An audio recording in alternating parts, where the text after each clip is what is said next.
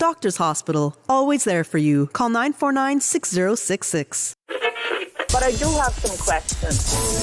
There are more questions than answers. Cayman Islands' foremost listeners participation program. Talk today.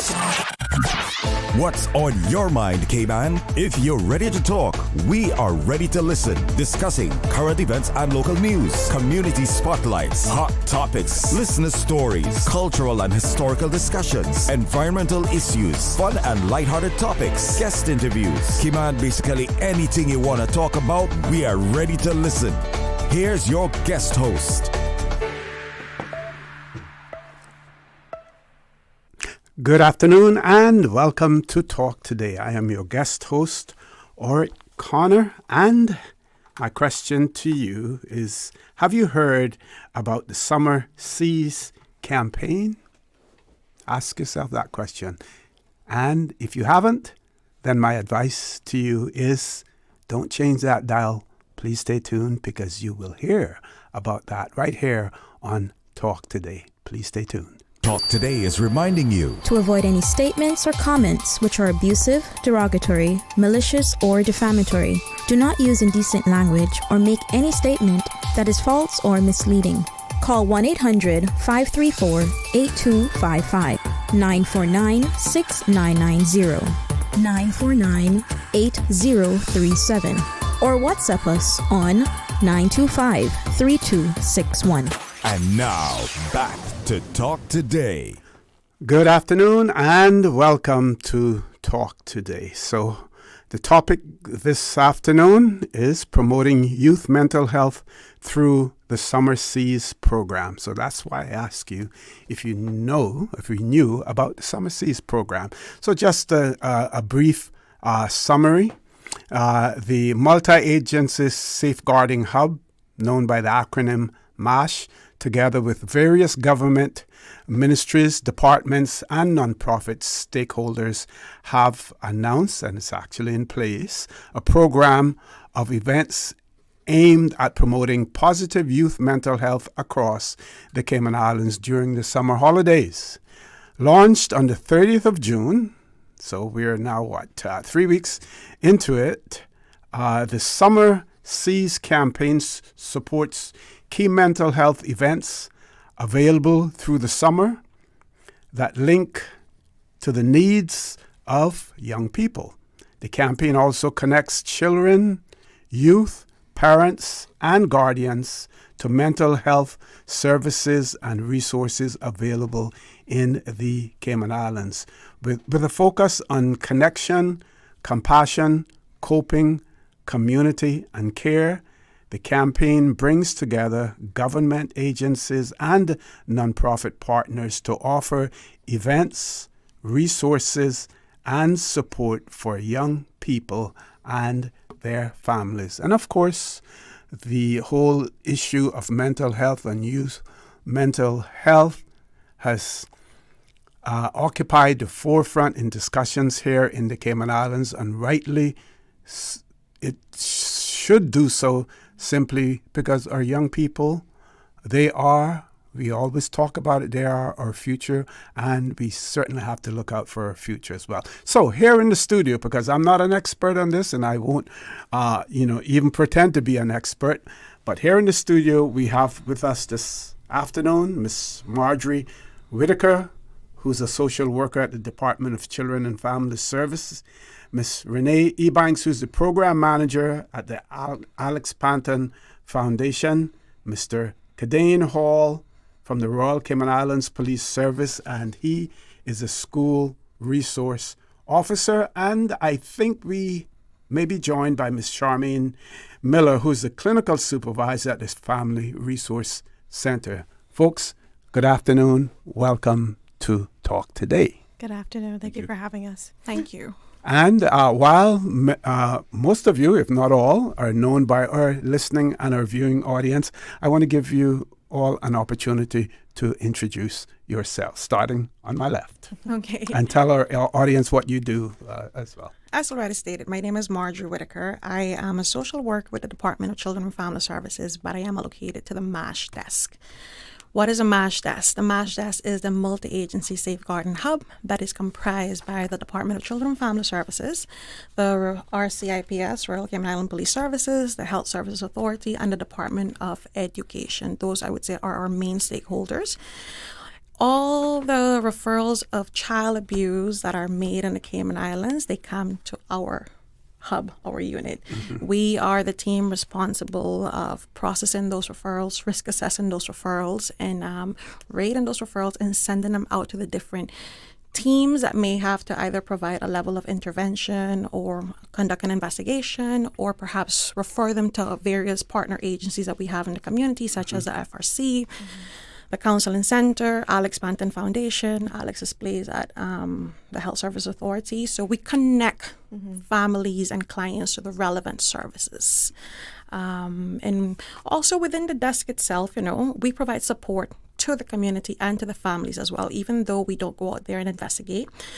Perhaps a referral comes in because, there are communications issues within the family, or families just don't know about the available resources. They don't necessarily meet the threshold for a social worker to be assigned or for a police investigation to be conducted. Sometimes incidents happen simply because people don't have the knowledge or awareness of what's out there to get the support. So we reach out to those families over the phone. Sometimes we actually do visits. We connect them to those services. We speak to them about those services. We refer them, and we provide intervention as well, because we are social workers. Our team is comprised of 2 social workers from DCFS, a social work manager. We have a police sergeant, a police detective constable, an auxiliary constable, and a police inspector, as well as an RCIPS administrative secretary. That's who is actually in the office itself. This is a team that receives all the information. Full-time staff. And sometimes we are visited by DES, the safeguarding officer for DES. The school, safeguarding liaison officer. Yeah. That's what it is. Yeah. So we definitely are the team that is aware of all the issues and concerns that are out there. Okay. Mr. Hall. Well, good afternoon. Welcome. So I'm Kadane Hall, the school liaison officer at John Gray High School, or the school resource officer. My main duties at John Gray is, make sure that, it's a safe space for kids to be there on a daily basis. One of my main tasking as well is to make sure that whenever I identify issues that needs to be referred to the desk, I make sure that those issues are identified promptly and a referral is sent over to the desk so that, we can get the ball rolling as to, the different agency that needs to be involved in that. So, yes, I am the police officer at John Gray. Are you the only police officer at John Gray? Oh, sorry. Yes, I am the only police officer. Okay. It's Renee. Hi. Reintroduce yourself. Reintroduce myself. Okay, my name is Renee Ebanks, and I am the program manager at the Panton Foundation, which is a non-profit organization in memory of Alex Panton, who died due to severe effects of depression at the age of 16. So our core mission is to improve the mental health of children and young adults in the Cayman Islands and mitigate the stigma around mental health.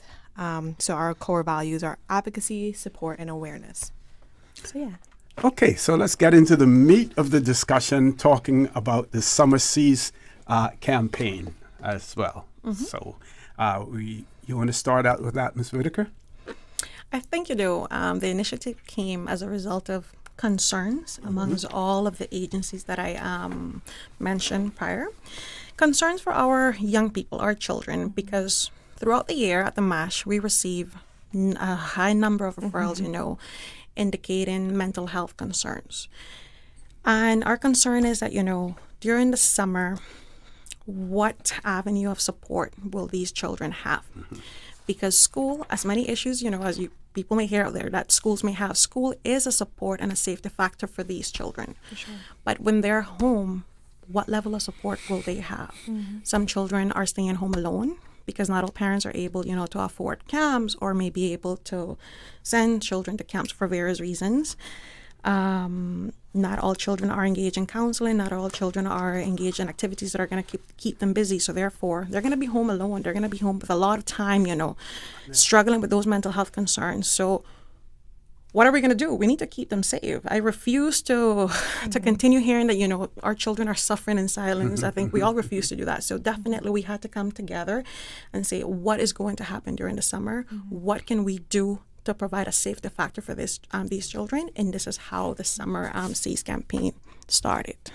Okay, with that, we're going to take a commercial break. I want to say to our listening and viewing audience as well, in the event that we do not have sufficient time to open up the phone lines, I would suggest if you have any questions or comments, please send them through our WhatsApp number, 925-3261. Any questions or comments, and I will share those with our panelists. If we have sufficient time, we certainly will open up the phone lines as well.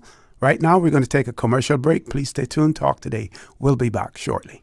Stay cyber secure with Cayman National. Here are a few tips that will benefit you. Ensure to log out completely when you finish any online banking activities. Be aware of phishing attempts and only click links from trusted sources that are sent from your device through emails and messages. Remember, Cayman National will never ask you for your credentials. If you suspect a fraud attempt or that your account has been compromised, please immediately contact our customer support team at 949-8300. This summer, choose from 10 international destinations for your vacation with Cayman Airways. Explore New York, discover Denver, roam Los Angeles, play in Tampa, shop in Miami, tour Panama, uncover Havana, hike in La Ceiba, jam in Kingston, or relax in Montego Bay. Connecting flights are also available from the sister islands. Cayman Airways offers more international non-stop flights to and from the Cayman Islands than any other airline, and the lowest rates for checked bags. Book today at CaymanAirways.com, download our new mobile app, or call Cayman Airways reservations on 949-2311. Come fly with us and relax with your uniquely Caymanian airline. Wouldn't it have been grand if you had purchased land 30 years ago? It may not be 2020, but a perfect vision has never been more clear. Cayman Brac and Little Cayman, poised for growth with an eye on the future. Your land, your history, your future. Discover all that our sister islands have to offer. Now, more than ever, supporting your immune system is crucial to helping your body fight off illnesses like the common cold, the flu, and COVID-19. At ValueMed Pharmacy on Walkers Road and in Buttontown, we carry all the essential vitamins and minerals to help support your immune system and improve your overall health. Some of our top immunity support picks are vitamin C, vitamin D, zinc, elderberry, and quercetin are the popular 7-in-1 immunity support. Our pharmacists are always on hand to help guide you and answer any questions. Visit ValueMed Pharmacy on Walkers Road or Buttontown. Live happy, live healthy with ValueMed Pharmacy.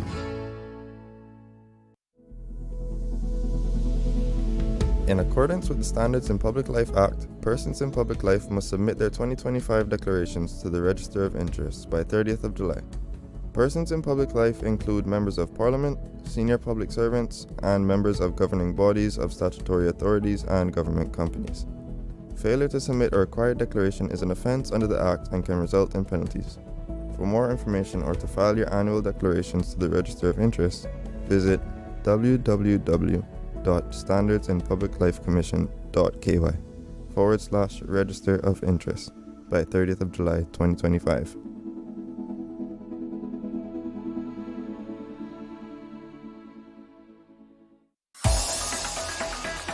Radio Cayman's Talk Today.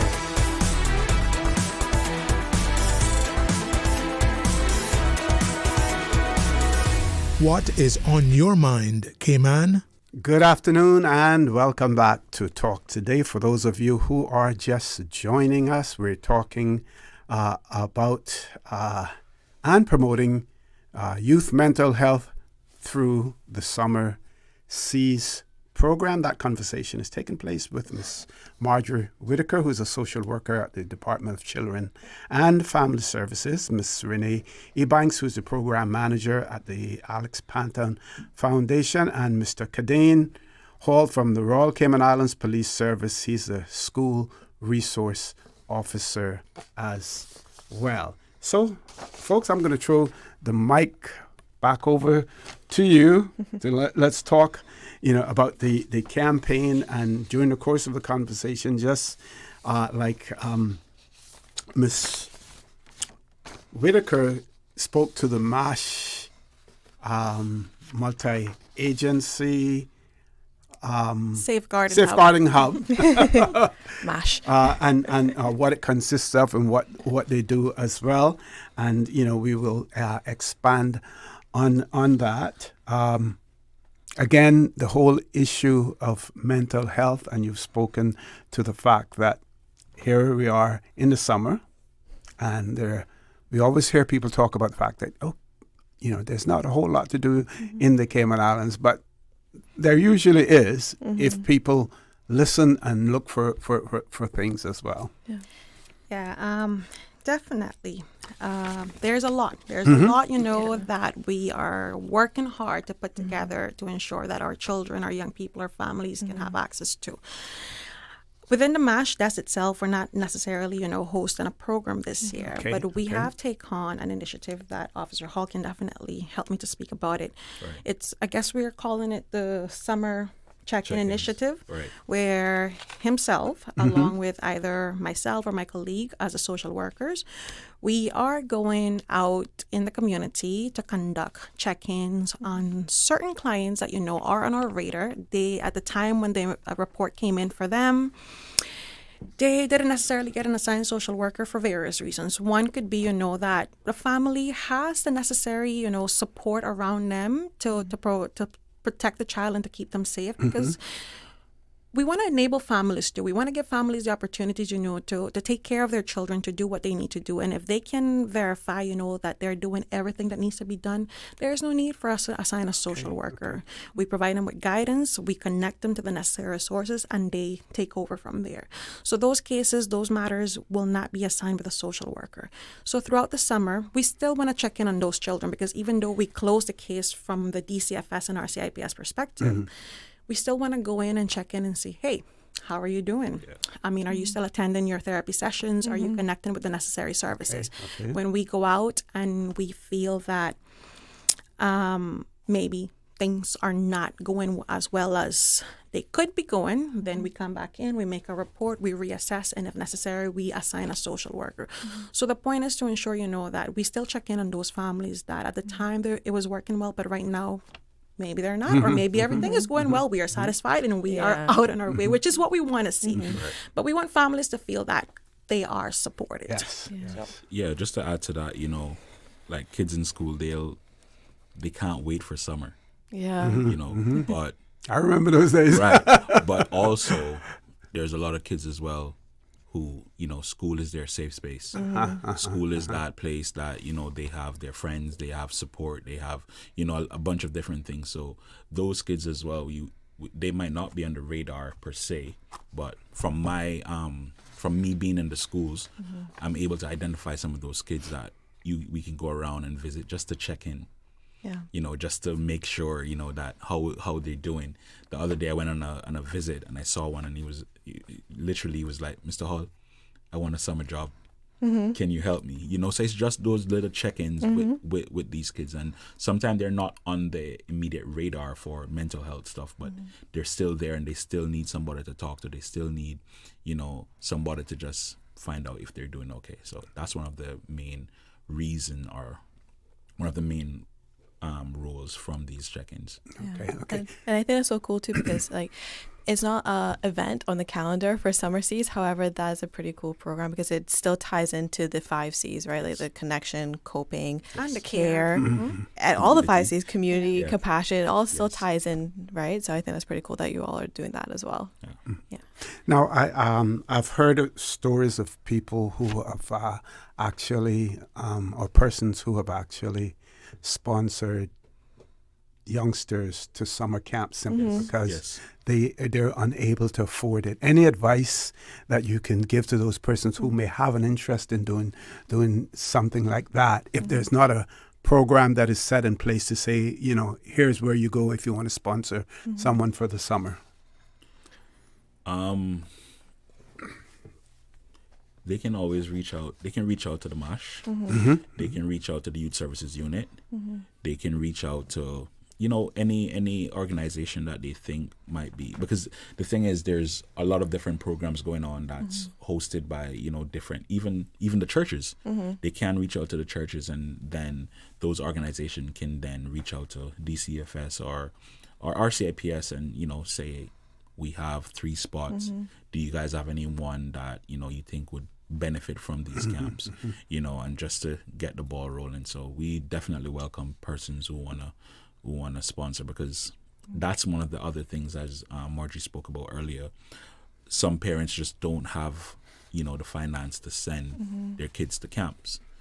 Some kids are home by themselves. So if we could create some communication again, so that these parents know that, there's space at these camps. If you guys want to participate, then you guys can.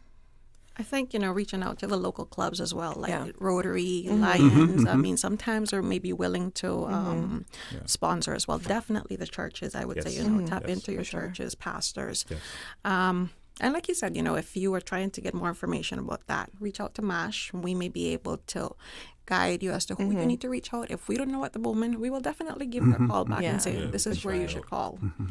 And Ms. Whittaker, you spoke to the fact that, keeping in touch with families, despite the fact that they may have progressed beyond what you need to do. And what available resources are there if they need to reach out to you as opposed to you reaching out to them? So, they can reach out to the Family Resource Center. Excellent, I guess, agency place for you to call and say, hey, I'm struggling with this. This is what is happening. Is there anything available? Because they run a various number of programs, that are specifically designed to target concerns relative to parents and children. Charmaine is not here, who she would have been better to speak about it, but I know that they have a lot of programs. Then you have the counseling services. It's, I think, the only free counseling services in the island for residents of the Cayman Islands. And I think, I don't know the exact age, that they start seeing children at. I don't know if it's from like 3 to 4 years old, like as young as 3 to 4. Okay, so it's free of service. You call, you let them know this is what's going on. They will give you a date for an intake session, and you come in, and then they will take it from there. You reach out to us. We can actually assist you with the referral process as well. To the MASH, we will do the referral on your behalf if that's necessary. If maybe you're not ready for it, we can give you the information how to get in contact with it, because you have to be ready as well. To seek help. You may be calling just to get the information, but you may not be ready for it, and that's okay. We will provide you with that information. You have the Alex Panton Foundation. You have Alex's Place, that is at the Health Services Authority. We refer people sometimes to the food pantries, the local churches if they're having a program. Various number of resources out there that you can tap in. And just to piggyback on with what Marjorie is saying about those services too, right? With Alex Panton Foundation, when it comes to children, the youth, if they need someone to talk to, we do have our kids helpline. This is something that's actually on the events calendar for this campaign. So that runs from Thursdays to Sundays from 3 to 9 p.m. And on the other end, it is a trained volunteer that went through this really intensive training that's called Samaritans, and it's to talk about anything that comes up. So it can be a phone line or text line as well, that we are on the receiving end for those youth. Okay, and when we look at sticking with the Alex Panton Foundation, when we look at some of your key initiatives as well, you have a community outreach program, emotional literacy program, financial assistance program.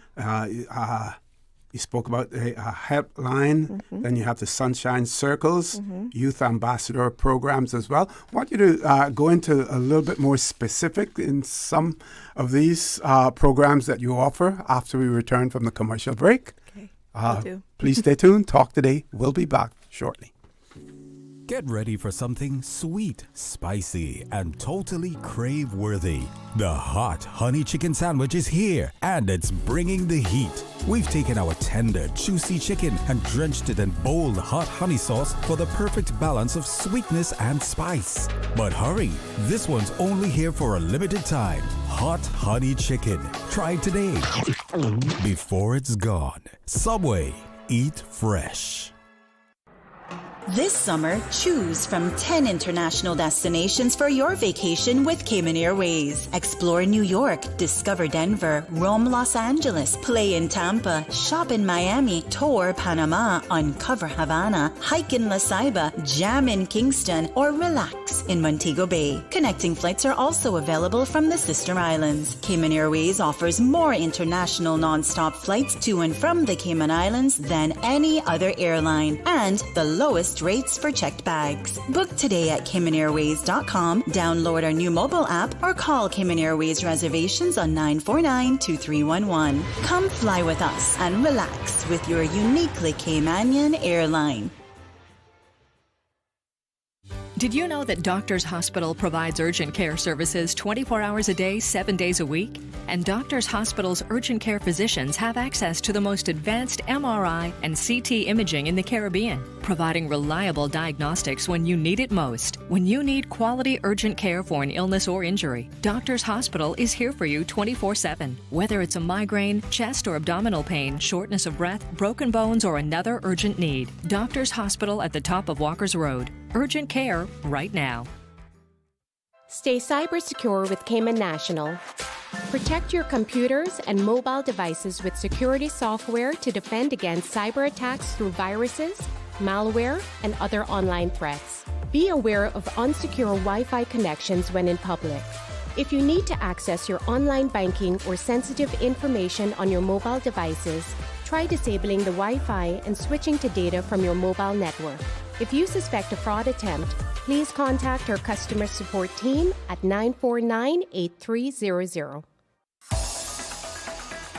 Radio Cayman's Talk Today.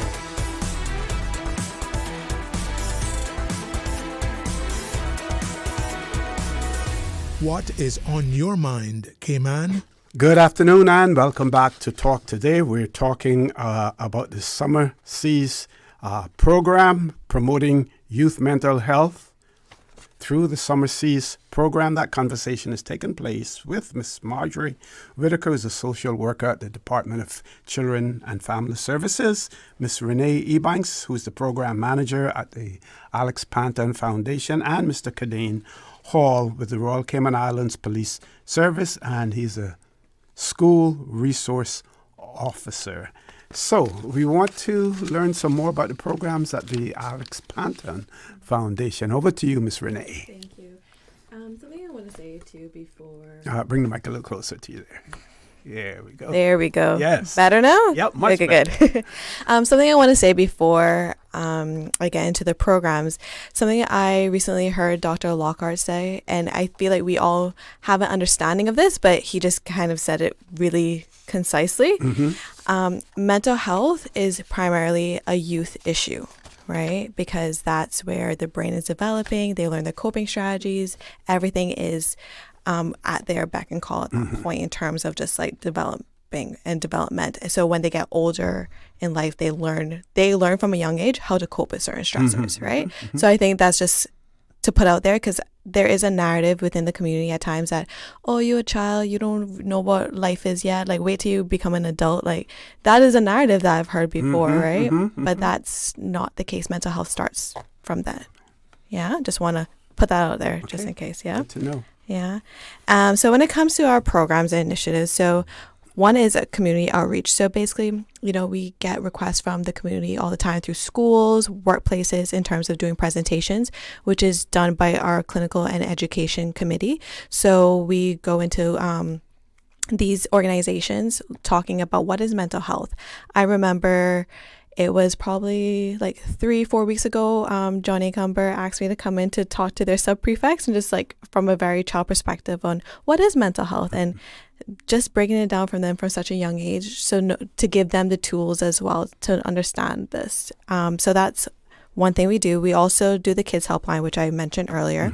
Then we do financial assistance programs. So that's basically supporting our financing those who can't afford a mental health treatment. So they have went to the counseling center already, but the wait list is quite long because, again, counseling center being the only free therapy service on island, that wait list will be a little... I can imagine. Yeah. Right? I remember speaking to the program coordinator, I want to say about 2 to 3 weeks ago, saying that their intake numbers are higher than they ever experienced before. And that was my position when I first started in this career. And I was like, oh, wow. Okay. So it's something that we help support those who need more intense therapy or more intense mental health care, right? So that is one. So you would like sponsor them, provide financial assistance where in those instances where they have to pay for it? Yeah, because obviously private, when you go to a private clinic, it's not cheap, right? Like one session is probably like $200 per session, per hour, right? And basic healthcare insurance does not cover that. So they come to us when they already exhausted all their options and they meet the criteria in order to get the assistance that they need for that, especially if it's like intense treatment that they need. So yeah, so that's a program that we offer as well. Is there anything that in your view, and I put this out to all of you, that can be done in those instances where you say it isn't cheap? How can we make it cheaper? Or can we get assistance from those entities that provide it to, while we know that the profit incentive is out there, these are the most vulnerable in our society, and we should really not be placing a dollar value on it. Yeah. What can be done in that area? Any suggestions? Well, we accept sponsorships, we accept donations. We are NPOs, so fundraising is a thing for us. So we accept those who want to put money into the financial assistance program in order for them to help someone who is in need. So that's one aspect from like an individual organizational standpoint. APF also looked at reforming the health insurance policy. So that's something in the works as well. We had a campaign going on in May called Insure Our Mind, which is looking at what does the current health care insurance policy say and how can we revamp this so that it actually provides proper coverage for those who are on the basic insurance plan. So that's something that we are also working on as well. So it can be a whole thing. Just to add on to that, sure. The Department of Financial Assistance, previously known as NAU, you could tap into them, Caymanians, to apply for Citico insurance. Yes. I know some people call it a long process, but definitely it's something that an agency that you can reach out to. However long it takes as a parent, you do whatever you need to do, to get your child with that necessary support. So if the child, requires that in-depth therapeutic intervention that is not cheap to get, tap into them, applied, so that your case can be reviewed and that you can get that insurance service that you need so that your child can continue getting the help that you need. Yeah. I was also thinking about good corporate citizenship and responsibility, in those instances that, companies who do charge for it, that, some preferential rate or, something, maybe they have it and, maybe we don't know about it. Yeah, there is some provisions made for sure, but I don't know the details of each clinic in that way, right? But before I get into that, because that's a whole other topic, right? I'd like to chair that one because I like to get on corporations because they need to do their part. So intervention is one thing, and then looking at one more program, and then I'll talk about what we're offering for the Summer Seas campaign. Okay. So another program that we do offer from APF standpoint is the emotional literacy program. So yes, intervention is important, but prevention is just as important or even more important, right? What they say, prevention is better than cure. Yes, yes. So ELP, our emotional literacy program, is a program that teaches children both social and emotional intelligence or literacy within the primary schools. So they get those tools from a younger age so that when they get older, they know how to deal with certain stressors of life. So yeah, so that's another program that we offer. So going to now the campaign and the events and everything. So we do have, and this is other programs that APF offer or initiatives that APF offers. So we do have Teen Talk. We have that once a month, every first Monday of the month via Zoom, and that is from 5:30 to 6:30, and that's just for teens between the ages 13 to 17 that just want to come and talk to someone who is a professional within the field, just to have a safe space to talk there. So we have a part of this campaign August 4th. Make sure I got that date correct. Yes, August 4th. And then we also have Breaking Barriers, which is basically the young adult version of Teen Talk. So for those 18 to 30 years old, again, virtual via Zoom, and they can come from 6:30 p.m. to 7:30 p.m. and talk to another youth ambassador who has also been privy to training as well. So yeah. Okay, so we want to talk more about the programs. Over to you, Ms. Whittaker. Oh, wait, sorry. And the Breaking Barriers one in August is August 19th. I just want to put that there. Okay. Yeah, go ahead. Breaking Barriers, 19th of August. Yes. Like I said, we are not running a program, but I will speak, about what FRC is hosting. So August 5th, they have the Teen Safety Matter Workshop for ages 12 and 18. I cannot speak right now about their availability and space, but definitely if it's something that you would be interested in, reach out to the Family Resource Center. They will provide you with more information. And then you have the Child Safety Matter Workshop, which is from 6 to 11 years old, and that is on August 8th as well. So those are two programs that the Family Resource Center, is currently hosting. Excellent. We want to get you back into the conversation, Mr. Problem. Hall. No problem. So one of the things that we've been doing, that's one of our tasking as well, is to visit the various vacation Bible schools, visit the various teen camp, just to check in. It's random. Just to check in on our young people, just to make sure that they're doing good.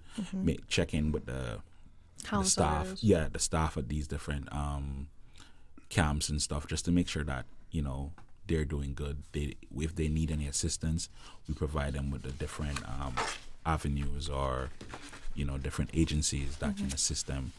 And whenever there is any current MASH referrals.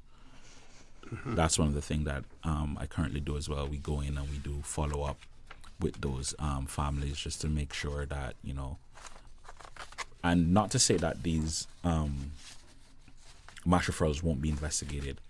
It might be getting investigated, but, just that conversation, just that check-in with those families, just to know that, we are aware that something happened and it's being investigated, and we're here for you, we're here to support you. So that's one of the main roles for this check-in summer initiative as well. Okay, I want to say to listening and viewing audience that I have asked our panelists to stay on for an additional 15 minutes as well, because we want to talk more about this. One of the notes that I made when I was reading the talking points and about the programs and everything else, and I had reminded myself of a question that and all of you have raised it here, because you not only spoke about this summer program, but you spoke about ongoing programs that you have throughout the year. Because my question was, can we talk about the programs and activities that extend beyond the summer period as well? And I'd like to go into a little bit more detail into that. I need a company in the studio as well. So we're going to ask them to stay on for an additional 15 minutes with us. Don't change that dial. Don't forget, if you have any questions or comments, 925-3261. We will be back shortly. This is the People's Radio Station.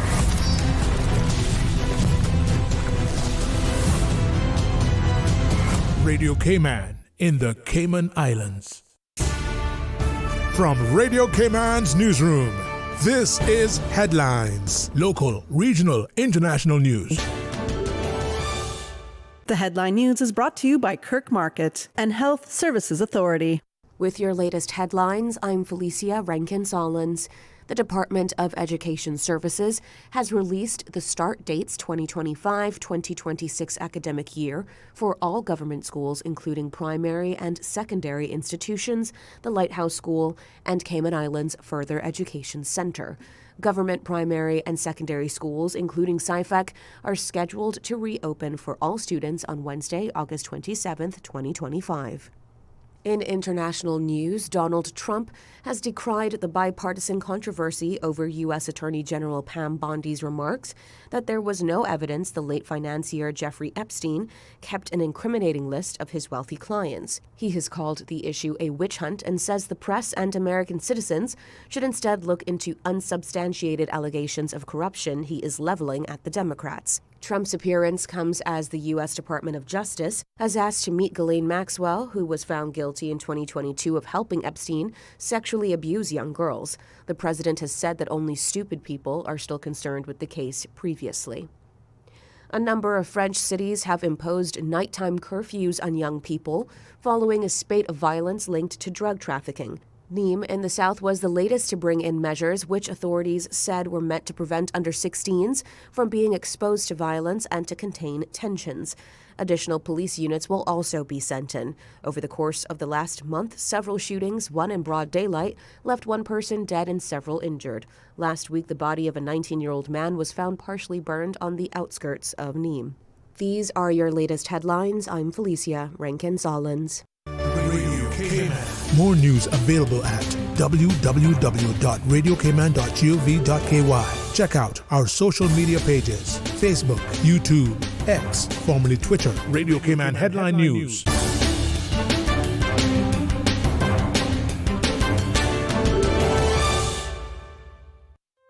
Looking for fresh, healthy food that's full of flavor? Then you've got to visit Kirk Market. Our dishes are made with fresh, high-quality ingredients. Enjoy vibrant mixed greens or satisfying pasta salads. Or try one of our delicious grill options like blackened chicken, spicy beef steak, or grilled salmon. Looking for something light and flavorful? We've got sushi rolls and poke bowls prepared daily. And don't forget to explore a hot bar or Billy Fresh salad at the salad bar. Stop by Kirk Market today for breakfast, lunch, or dinner and taste the difference. Eat well, live well with Kirk Market.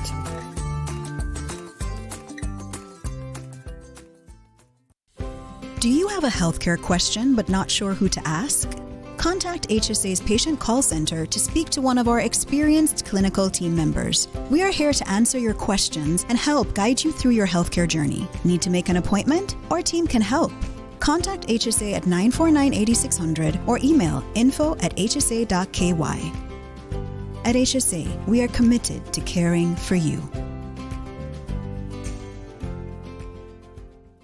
Radio Cayman is pleased to feature this special Sister Islands historical vignette brought to you by the Ministry of District Administration and Lands. Explore your history, explore your land, explore your Sister Islands. Captain Charles Gerald Kirkconnell, 1891 to 1961. Charles Gerald Kirkconnell was born and raised on Cayman Brac. He was married to Olivine Elizabeth Eden of Grand Cayman, and the couple had 3 children. Captain Charlie was one of the founding brothers of the shipping and merchandising firm of R.B. Kirkconnell and Brothers Limited. Many Caymanian seamen were trained on Kirk vessels and later worked for national bulk carriers. Captain Charlie was also a shipbuilder who built the largest ship ever to be built in the Cayman Islands, the M.V. Kirksons. He and the late Bertie Foster were instrumental in helping to build the airport on Cayman Brac, which they both helped to finance. The clearing of the airstrip was done entirely by hand. Captain Charlie financed most of the houses that were built by seamen employed by NBC, as there was no bank on the Brac. He served as a vestryman for the Sister Islands in the Assembly of Justices and Vestry.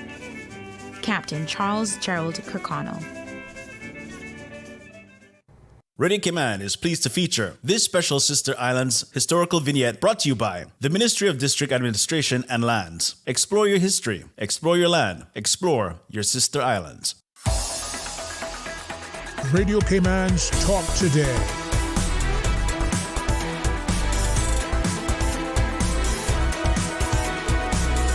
What is on your mind, Cayman? Good afternoon and welcome back to Talk Today. For those of you who are just joining us, we are talking about the promotion of youth mental health through the Summer Seas program. That conversation is taking place with Miss Majore Whittaker, who's a social worker at the Department of Children and Family Services, Miss Renee Ebanks, who's a program manager at the Panton Foundation, and Mr. Kadane Hall, who is with the Royal Cayman Islands Police Service, and he is a school resource officer. And they have indulged me in my request to stay on a little longer than was planned. And my question to them is, based on their experiences and how far have we reached as far as addressing mental health issues amongst our young people, where we were and where we're at, today as well. But before we get into that discussion, one of our listeners has written in and said, "Good afternoon. I always wonder, why can't the government put up a central website in the summer where parents and youngsters can get information about camps and summer jobs? Maybe private sector and churches can submit their camp information to be placed on that site as well." Not a bad suggestion. Any comments? Yeah, I think it's something that definitely can be done. As we were talking at the break, with technology now, we just have to put something in place that the different agencies or churches, different persons that's hosting camps can, send forward that information. So as the viewer said, it's centralized, so everybody has access to it. Ms. Whittaker? Yeah, I definitely don't think that there's something that currently, like a centralized website. But I do know that when it comes to internships, summer jobs, especially within government, within the government website, now they're being advertised. Definitely you have to go and check it out, way before summer, because the spaces are limited. Yes. So maybe you're not seeing it now during summer because they were previously advertised. I don't know if it's called Resident Cayman Magazine, or is there a Parenting magazine? There's a parent, Cayman Parent, and there's a Resident Cayman. I think it's Cayman Parent. Cayman Parent magazine also offers a list of summer programs and summer events. So it's there. But I do understand, the question, and I do believe that it would be great to have a centralized, website or place where you can just go. Resources are there for everything that you need. Definitely would make it easier. And it is possible. We are world-class civil servants. So it's always, how do we aim to improve it? Yes. And I'm sure that it's something that our government would be open to. Yeah. And just kind of tying that question back to our campaign that we're talking about now. It's not summer camps or internships, but we as multiple stakeholders have come together and centralized a contact guide for those to just access, such as for like mental health services and support, because what we realized that every department or each organization was doing something, but there's no one-stop shop to find what everyone was doing, right? So that's why we came together and did that as well. Okay. So we'll talk about where we have come from, where we are now as well. And then what we can include in that is the year-round programs that are available as well. Not just the summer, but what you do, a year long. Yeah. I think, addressing mental health concerns is something that is always going to be an ongoing effort. For sure. Because every day our children are facing new issues that are impacting them differently, impacting their mental health. But where we were to where we are, I always hear people say, well, what's going on? All of these mental health issues within the island many years ago, it wasn't a problem.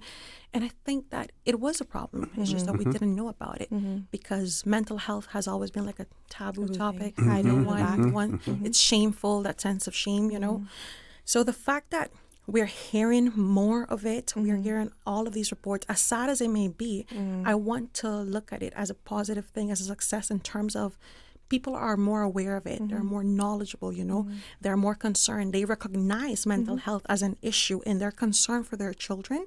Therefore, they are reporting it. And children are also reporting. You know, Yeah. they know that something is not right, and Yeah. they know that they need help, so they are speaking up. And I want to say that that's a victory for all of us who are working together. You know, because we are equipping them with those skills and that knowledge to know when something is wrong and when they need help as well. So definitely, I think we have come a long way, and we continue to make those efforts. I want to encourage. It's not only a responsibility for us as agencies, you know, that work in this field. It should be everyone's responsibility, every resident, everyone, you know. If you know of a child that is going through something, a young person, it is your duty to report it. You have a responsibility towards it. Churches, especially churches, you know, I love the fact that we are a Christian community. A lot of our children, more than we think, they go to churches, whether through an aunt, a friend, a godmother, they're going to churches. And, you know, you have contact with those children throughout the week, throughout the weekend. If you see something, if you know something, don't just pray about it. Report it. Report it. Because part of, you know, praying to God is also, how do I connect those persons to the help that they need? Actions as well. So definitely. You got to put the work into, right? Yeah. So, Mr. Hall, when I was growing up, when I was young, the only time that we made contact with the police as far as school is concerned would be maybe if you skipped school and you went on the iron shore and you went fishing or, you know, or something, you know, like that. Now we have school resource to go fishing?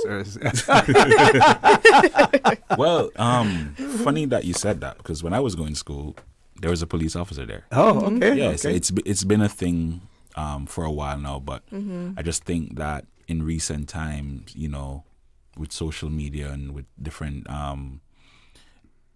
it's people are knowing more about it now that there's a police officer in school, but it's always been a thing. At John Gray, there's two programs that I want to speak about. One is the Boys to Men program. Okay. That's run by Councillor Murray, Mr. Murray. Mr. Murray.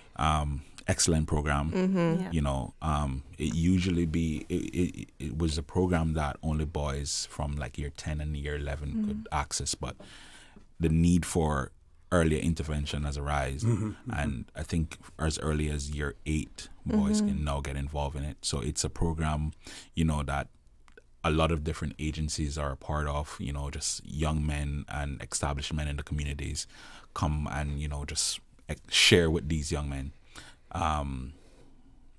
There's a lot of outreach, a lot of different programs that they're a part of. So it's an ongoing program at John Gray and at Clifton Hunter as well. It's at both high schools that is constantly going on. So that's one program that I know that there is help as it relates to mental health in that program. Then the other program is the RISE program, which is for the ladies, which is literally the same thing that's run by Miss Monique at John Gray, the counselor at John Gray. So again, it's the same thing. So I know that for both John Gray and Clifton, there's two programs that's in place for our young people if they feel, you know, that they need to get involved in a program. And as Marjorie alluded to earlier, I think the tools that we're giving our young people, you know, the information that we're giving to them that, you know, when something is not right, you know, you need to go and speak about it.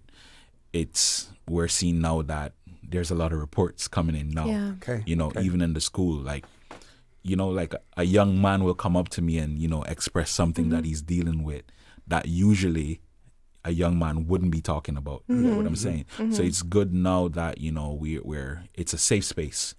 You know, and they feel like their voice, like when they say something, they're heard. People are listening to them, and they can get the appropriate help for it. Some people abuse it. Of course they do. They're kids.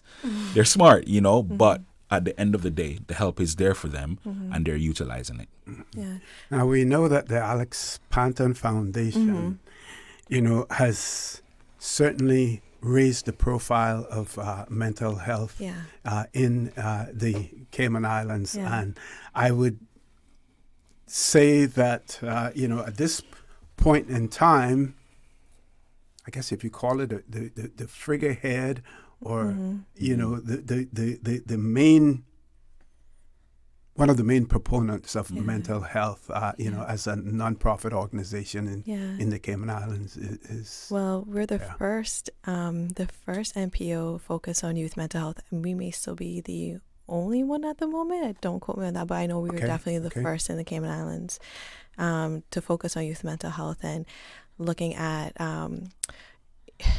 mitigating that stigma around mental illnesses as well. So when they were talking about the skills and the education and awareness, absolutely.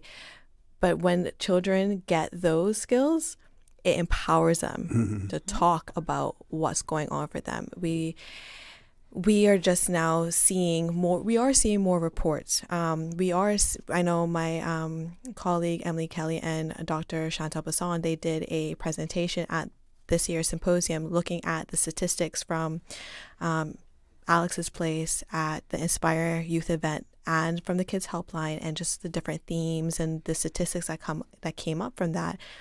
Comparing like from a year to 2 years ago, the numbers are doubled in terms of Alex's Place information. I won't go too much into that because that's not my data to really report. Sure.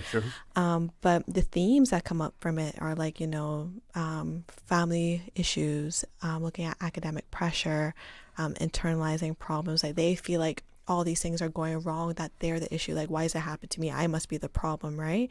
Just boys not being able to speak about their feelings, still having stigma around men's mental health. Social media. Oh, social media is... And I think during the break we were talking about that too, how, because three of us went to John Gray, right? We're public school babies here. But just looking at what we face versus what the students face now is two different kettle of fish. And social media plays a huge part in that. We only got introduced to it when we were teenagers. Yeah. And the gap is not that far, but there's been so much changes. So it's a big deal. It is a big deal. And just imagine like those developing brains with all that information coming their way, they don't know how to decipher. Even as adults, it's hard for us. So imagine the youth. Yes. And it just increases their self-esteem issues, their body image issues. Just like, I need to have this, like a lot of comparisons. It's very difficult for our youth nowadays, especially the social media era. So yeah. I know. Got your finish? Yeah, just talk about, I know you talk about the programs and everything, but the programs I mentioned earlier, like the financial assistance program, Kids Helpline, we also have a Youth Ambassadors program, Breaking Barriers, Teen Talk, Sunshine Circles. We have a community outreach. That's not just for the summer. That is ongoing. Yes. And also like Family Resource Center, we talked about how they have ongoing programs throughout the whole year as well as the Counseling Center. It's a never-ending... It's our jobs. This is what we're doing, right? It's not just for the summer. It's throughout the whole year. Yeah. Okay. That's very good. And...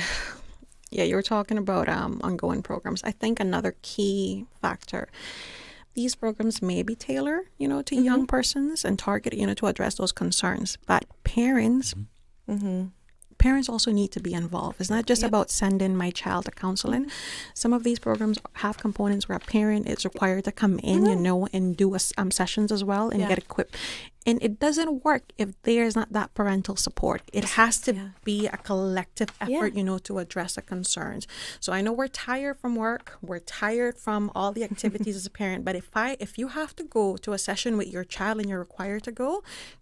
Yes. Put everything aside and just focus on helping your child, because it has to be a family effort. It's the only way that is going to work. Like I mentioned, DCFS, we don't have a program, but we have all year working social workers, overnight, 24/7, because we do have an on-call service as well. So we're constantly working to support the community, along with RCIPS. Yeah, I'm happy that you mentioned that, because a lot of the breakdowns that we find with these young people, it's because of relationships starting with the parents. That's the first. That's the first step. When those relationships break down, then you have other social stuff that comes in and start affecting it. So I'll just pick it back to what you said. Parents have to get involved, must get involved. It's not only the kids, and it's not only the kids that were affected. The parents are affected as well, because the parents want better relationships with their kids. So it has to be a cohesive effort. Yeah, I agree, because who do the children go back home to? The parents. Exactly. And, sometimes when I call parents, I'm there to call and ask for the children, but I like to ask, how are you doing? Yeah. How is this impacting you? And then you're going to hear them, venting as well, because they need that outlet as well. For sure. And something that I realized when I used to work at FRC because I was telling you all I worked there for 5 years, right, as well. And something that, like a behavioral issue that a child was showing, the parents also were showing that too. Yep. So it's like children mimic what we do. Exactly. So, you're not just going to help your child, you're going to help yourself. Correct. Okay, one of our listeners has sent something else in, and I do realize that some of you are civil servants as well, so you may or may not be able to speak to this. But the person says these programs are great, but the services are lacking. The youth unit used to do this summer camp list. Mm-hmm. The National Youth Commission and Youth Policy have been disbanded for years. Can't question the veracity of that. Mm-hmm. And even Radio Cayman's Youth Flex show is now obsolete. And they ask the question, why? Mm-hmm. Then they go on to say, not to mention that MASH only works Mondays to Fridays from 9 to 5 p.m. Most youth crises are in the evenings. In the comments. So I'm going to comment on the MASH part. Yes. Yes, we do work from 8:30 to 5 p.m. on paper. But that doesn't mean that it stops right there. It doesn't mean that because MASH is closed, you don't report. There's a process. If MASH is closed and no one is answering, you call a police station, you call 911, and you report.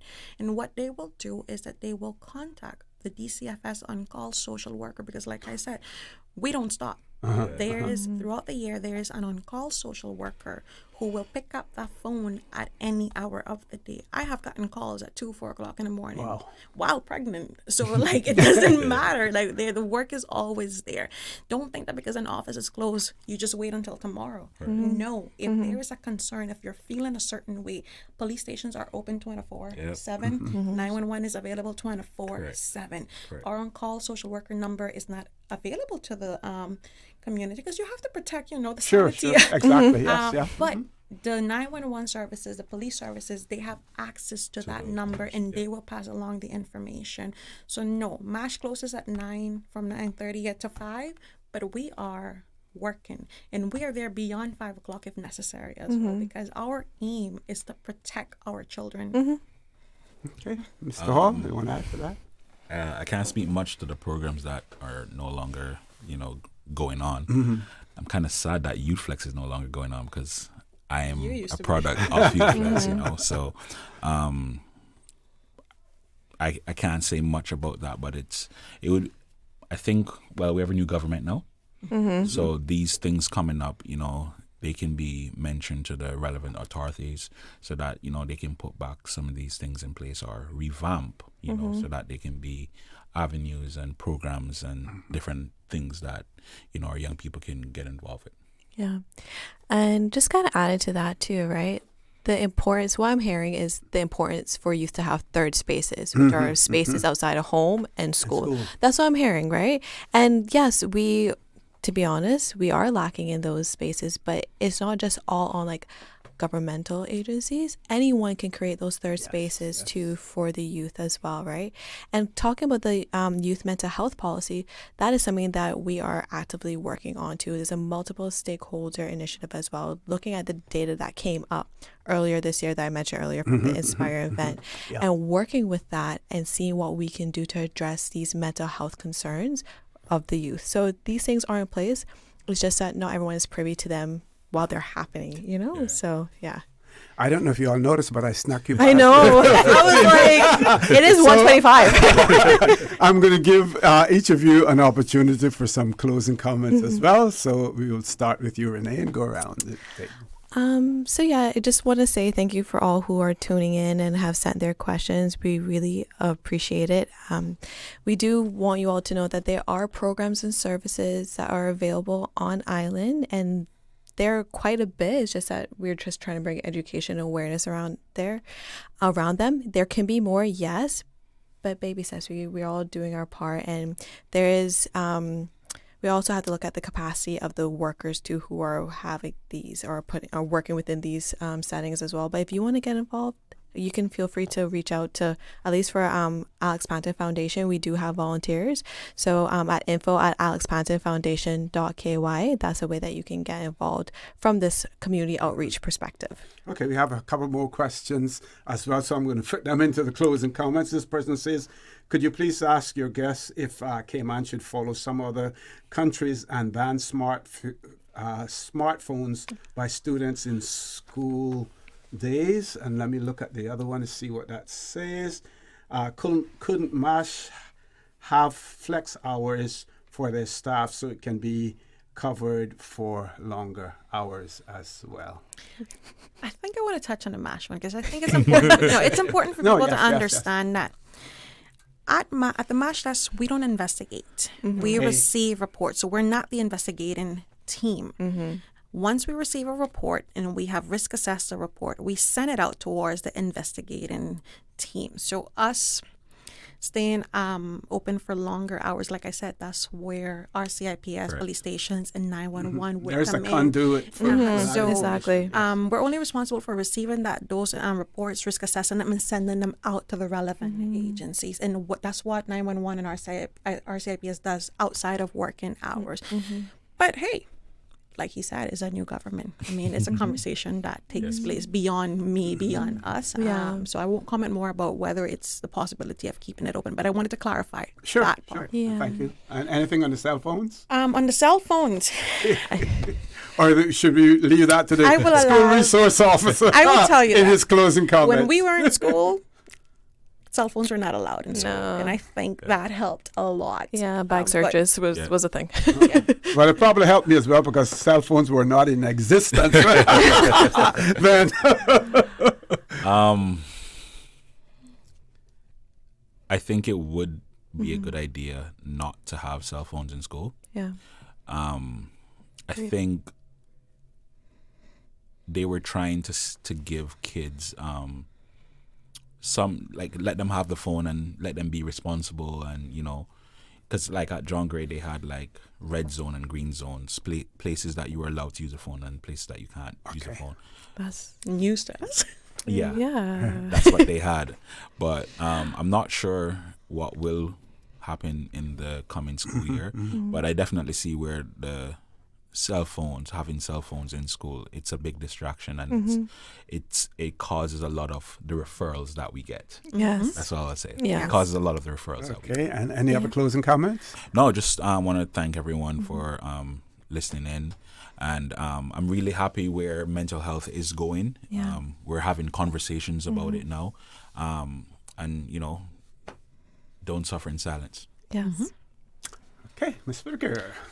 In regards to like I said before, if you know something, if you're concerned about someone, say something, report it. We don't reject any report. Any information that comes in, we will risk assess it, and we will make the necessary recommendations. We don't expect you to investigate. We don't expect you to go out there and take someone. All we expect you to do is to report it. Yes, it's more reports, but guess what? It's okay. That's what we're there for, to get those reports and to connect those families and children to the relevant services so that they can be safeguarded. Okay, and again, I want to thank all of you for all that you and your various organizations do to help to keep the people of the Cayman Islands safe and to address those pressing issues. We talk about our youth being our future, and if we are to safeguard our future, then we know what it is that we have to safeguard, as well. And thanks for all that you do as well. Folks, with that, we're going to take a commercial break. The phone lines will be open if we have no other guests in the studio. Please stay tuned. Talk Today will be back shortly. Accidents and illnesses can strike without warning. Ouch! When it comes to urgent care, every second counts. At Doctors Hospital, we have a dedicated team of experienced doctors and nursing staff available to you 24 hours a day, 7 days a week. Don't waste time in an overcrowded emergency room when you need urgent care. Whether it's a broken bone, a severe infection, or a sudden illness, trust in Doctors Hospital's unwavering dedication to providing the best immediate care. For complete urgent care when you need it the most, choose Doctors Hospital, located in Georgetown, 16 Middle Road. There's something new at Subway. Indulge your taste buds with our new barbecue pork rib sandwich tender. Smoky pork ribs smothered in sweet and tangy barbecue sauce, built just the way you like it. It's bold, rich, and seriously satisfying. But hurry, it's here for a limited time only. Order now on the Subway Cayman Islands app for quick in-store pickup, or get it delivered with Bento or Let's Eat. The all-new barbecue pork rib sandwich, only at Subway. Subway. Eat fresh. Yummy. Stay cyber secure with Cayman National.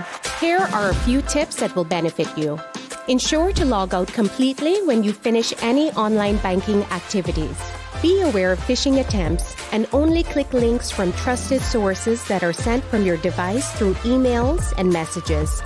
Remember, Cayman National will never ask you for your credentials. If you suspect a fraud attempt or that your account has been compromised, please immediately contact our customer support team at 949-8300. Explore your history. Explore your land. Explore your sister islands, the ultimate staycation experience. Your culture, your freedom, the land that time forgot isn't gone. It's your sister islands. Discover all that our sister islands have to offer. Radio Cayman's Talk Today. Stay cyber secure with Cayman National. Here are a few tips that will benefit you. Ensure to log out completely when you finish any online banking activities. Be aware of phishing attempts and only click links from trusted sources that are sent from your device through emails and messages. Remember, Cayman National will never ask you for your credentials. If you suspect a fraud attempt or that your account has been compromised, please immediately contact our customer support team at 949-8300. This summer, choose from 10 international destinations for your vacation with Cayman Airways. Explore New York, discover Denver, roam Los Angeles, play in Tampa, shop in Miami, tour Panama, uncover Havana, hike in La Ceiba, jam in Kingston, or relax in Montego Bay. Connecting flights are also available from the sister islands. Cayman Airways offers more international non-stop flights to and from the Cayman Islands than any other airline, and the lowest rates for checked bags. Book today at CaymanAirways.com, download our new mobile app, or call Cayman Airways reservations on 949-2311. Come fly with us and relax with your uniquely Caymanian airline. Did you know that Doctors Hospital provides urgent care services 24 hours a day, 7 days a week? And Doctors Hospital's urgent care physicians have access to the most advanced MRI and CT imaging in the Caribbean, providing reliable diagnostics when you need it most. When you need quality urgent care for an illness or injury, Doctors Hospital is here for you 24/7. Whether it's a migraine, chest or abdominal pain, shortness of breath, broken bones, or another urgent need, Doctors Hospital at the top of Walker's Road. Urgent care right now. The best foundation you can wear is glowing, healthy skin. The offices of dermatologist Dr. Wayne Porter specialize in enhancing your skin's well-being. Whether you're seeking advanced skin care, including any skin cancers, Botox, filler, cosmetic skin enhancements, or simply looking to reduce wrinkles, Dr. Porter offers a full-service dermatology and dermatological surgery practice. For more information, email drportercayman@gmail.com or call 946-9020. That is 946-9020.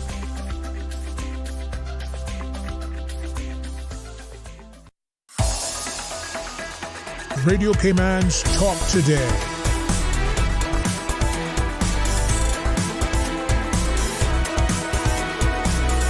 What is on your mind, Cayman? Good afternoon and welcome back to For the Record. We have to talk today. Yes. For the record, it was yesterday morning and tomorrow morning. Now it's Talk Today. So welcome back to Talk Today. We will be talking about interventional radiology at the Health Services Authority, and that conversation will take place with Dr. Barry Taylor, who's a consultant radiologist, and Dr. Sitaram Barath, did I pronounce that correctly? Who's an interventional radiologist as well. Gentlemen, good afternoon. Welcome to Talk Today, and I want you to introduce yourselves to our listening and viewing audience and give us a little bit of information about your background and what you do at the Health Services Authority. Good afternoon. Thanks for having us here. Myself, Dr. Sitaram Barath. I am a consultant interventional radiologist at the Health Service Authority Cayman Island Hospital. And with me, I bring close to 10 years of experience doing minimally invasive image-guided therapies. So that's all about me. Good afternoon. Thanks for having me as well. My name is Dr. Barry Taylor. I've been here since December. I'm a consultant radiologist. I do diagnostic reporting, but I also have some experience doing interventional procedures as well. I did a fellowship in China for 6 months. So together, Dr. Barath and I, we pilot most of the interventional procedures done at the hospital, which we will go into a little bit more detail. But I also do the diagnostic reporting of all the modalities. This is actually my second time here. I came in early January where I was talking about DEXA bone scan. Okay. So I'm happy to be back to speak a bit more about our hospital services. Thank you. Excellent. Okay, so since you have the mic, tell us what is interventional radiology, the whole concept. Well, okay, so interventional radiology is really a branch of radiology itself where you do minor surgical procedures using small instruments and catheters. So traditionally, certain vascular procedures were done using open surgery. But with the intervention, what we do, you combine surgery and radiology in order to do the procedures which are usually less invasive. So, for example, patients that have peripheral vascular disease due to poor circulation, we can use the imaging aspect of radiology to take a picture or a map of the arterial system, and then the intervention is the actual way of fixing, where we use small catheters or wires, dilators, in terms of opening blocked arteries and stuff. So it's a revolutionary service that came about maybe 20 years ago, where you do these procedures using radiology as well as equipment to treat various vascular disorders, as well as using other surgical procedures to do biopsies and stuff. So it's really combining radiology, the imaging aspect, and to do minor surgical procedures, basically. Okay. That's from my side. Dr. Barath, anything else you want to add to that? Yeah, so put it into a nutshell, what interventional radiology is, that instead of looking with our naked eyes, like the surgeon will do, so suppose if you have to reach to a tumor, then the surgeon will cut open and then they will look with their eyes, and then they use the surgical instruments to get a sample or remove the tumor.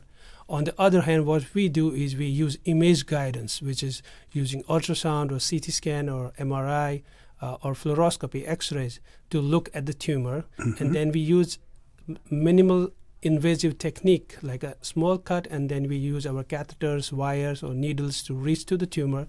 And then we can, one, sample it, which is called a biopsy, or two, we can, using the heat, can burn the tumor and without doing the surgery, and that is called ablation procedure. So we have like radio frequency ablation and microwave ablation, or we can use a cold system, which is called a other cryo procedures, cryotherapy. So those are essentially has got results as good as surgery. Of course, in selected patient, not all. So we have to consider in the multidisciplinary team that which patient is fit for these kind of procedures, and then we do these procedures without doing a big surgery with minimally invasive techniques. Can you speak to some of the benefits then that accrue from this? So overall, it means there are fewer complications to the surgery, because surgery in itself carries its own complication. But because the access that we use is much smaller and a lot shorter, patients have fewer complications, less pain, as well as lower risks of infection, as well as shorter recovery. And a lot of the procedures can also be done as day cases, where traditionally patients would have had to come into hospital, stay overnight, had longer recovery periods. But in these circumstances, we can schedule the procedures as outpatient, where the patient will be scheduled to come in, can do the procedure, and then they'll be able to go back home or continue their normal daily life. So it reduces the time spent and money having to let the patient stay in the hospital, and it also would allow the patient to get back to their normal activities a lot faster. So in the end, it is a very beneficial procedure, less pain, and you're able to do shorter recovery times for the patient. So it's much better. So we continue to see more and more innovation in medicine, and I would imagine that we've come a long way since when was it? Who was it? Dr. Christian Barnard, who performed the first heart transplant. He was a South African. So yes. We've come a long, long way since then. Can you speak generally or specifically about these new innovative techniques and how has it improved modern medicine? Yeah, so essentially now the medicine is moving towards less and less smaller incisions, be it surgery or on the minimally invasive aspect of surgery, which we are doing. And we are doing treatment in all systems of the body. So we do like neuro intervention for stroke, where we remove the clots out of the blood vessels, or if the blood vessel bursts opens and it's bleeding, and then we can coil the blood vessels and do aneurysm treatments. We're also treating the congenital malformations in the brain using the minimally invasive technique. So what we're doing essentially is getting into the patient's circular system from either wrist, a small artery in the wrist, or from the groin called the femoral artery. And then using the image-guided technique, we wire our catheters into the circulation and reach wherever we want to reach. If we have to reach to the brain, of course, our entry point is always the groin. So we go from the groin using the image guidance and do the therapy. The advantage of this is that you can imagine that if you have to do a neurosurgery for these patients, which was done in the past for far majority of these patients, so you need to open the brain and do the craniotomy on the patient. But here you avoid that, so you don't have to cut open the brain. You can simply do your procedure using image guidance. Similarly, we use the same system like for peripheral vascular disease, which is involving your hands or your upper limb or your lower limbs, which is called a peripheral vascular disease. We also treat venous disease, which is you have the common varicose veins, where you have the blue veins which bulge outside, and you have like DVT, which is clotting of blood vessels in the leg. So we can remove the clots using the catheters. Something similar to what was reported about the current president of the United States just last weekend, about a similar condition. Yeah, venous. It was a venous. Yes, I agree. Yeah. So insufficiency. Yeah. So whenever it happens to a celebrity, of course, it gives a lot of awareness to the general public. But what we are doing is we are using similarly the catheters just to remove. So to understand it, like in a simple way, we are doing the plumbing of the human body. So like the plumber removes the blockages from the pipes, we do the similar technique to remove the blockages from your blood vessels or hollow viscous organs or like liver or kidney, wherever we need to reach. So we use those pipes and we reach there and we do our treatment. Do you have any statistics, any figures in terms of your success rate in terms of these procedures? So so there are two kind of statistics we always talk about. One is the technical success of the procedure. So like if you intend to do the procedure, how many times you will be successful doing that. Okay. So that is close to 90 to 95% success. So we plan the treatment, and definitely we will be able to do it. So failure rate is close to 5%, 5 to 7%, but it can change based on what kind of treatment you are delivering. Now, there is another thing which is called a clinical success. So you technically did the procedure, but how well did the patient do?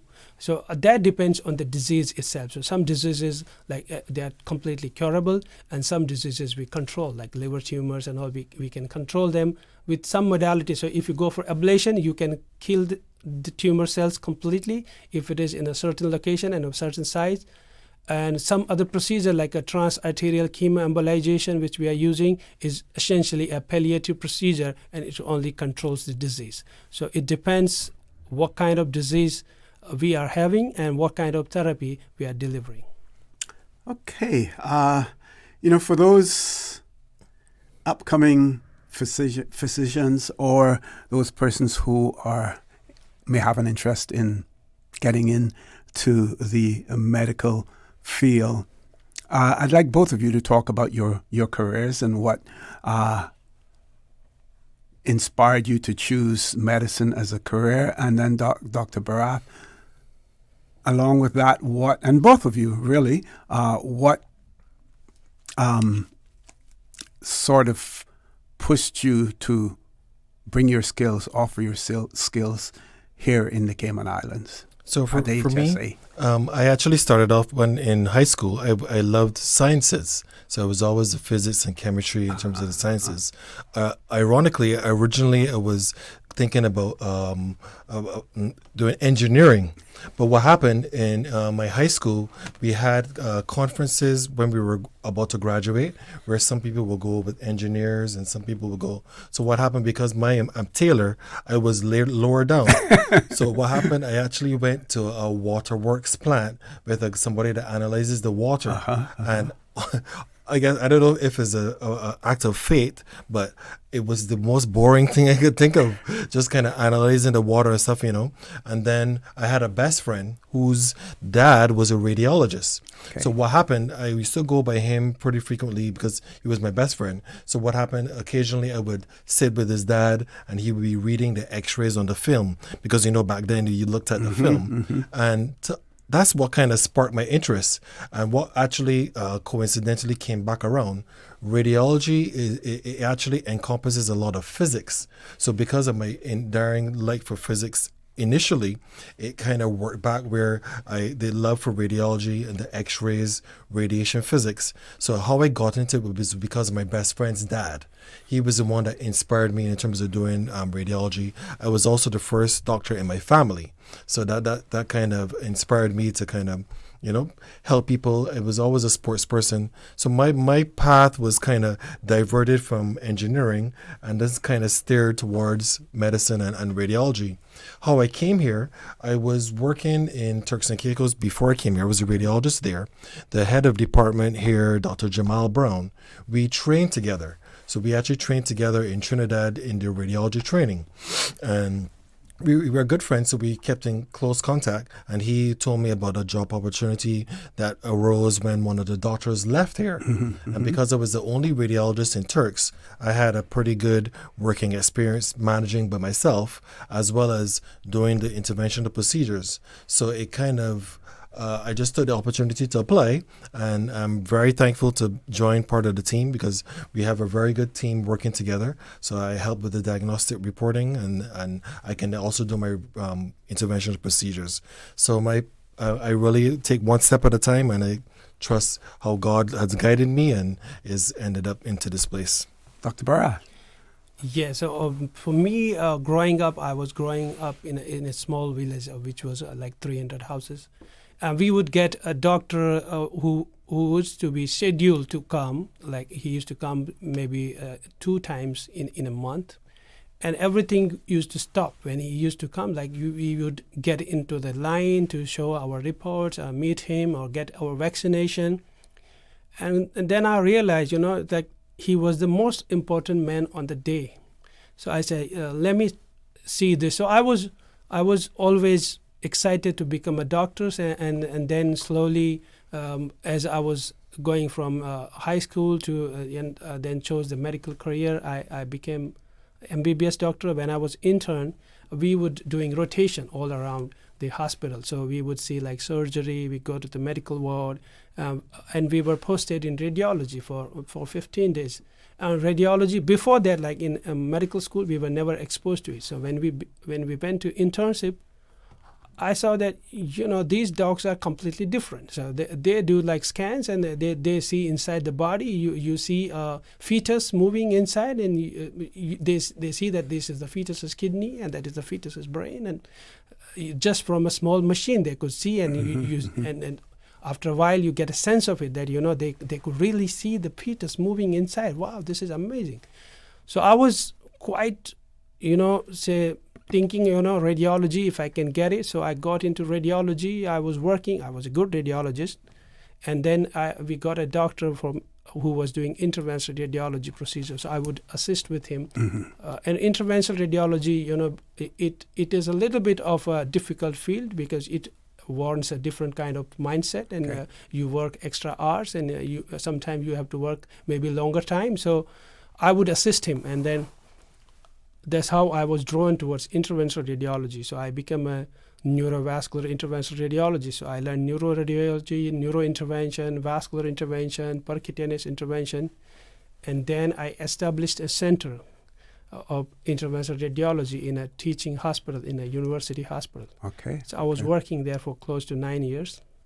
And one fine day, I got a call. They said that, Dr. Barath, we have seen your profile on LinkedIn, and we have an opportunity at Cayman Islands. And we have the hospital set up here. And if you are willing to come here, we can provide you all the facilities. And we have like state-of-the-art system here. And so they briefed me about all the things which I could do here.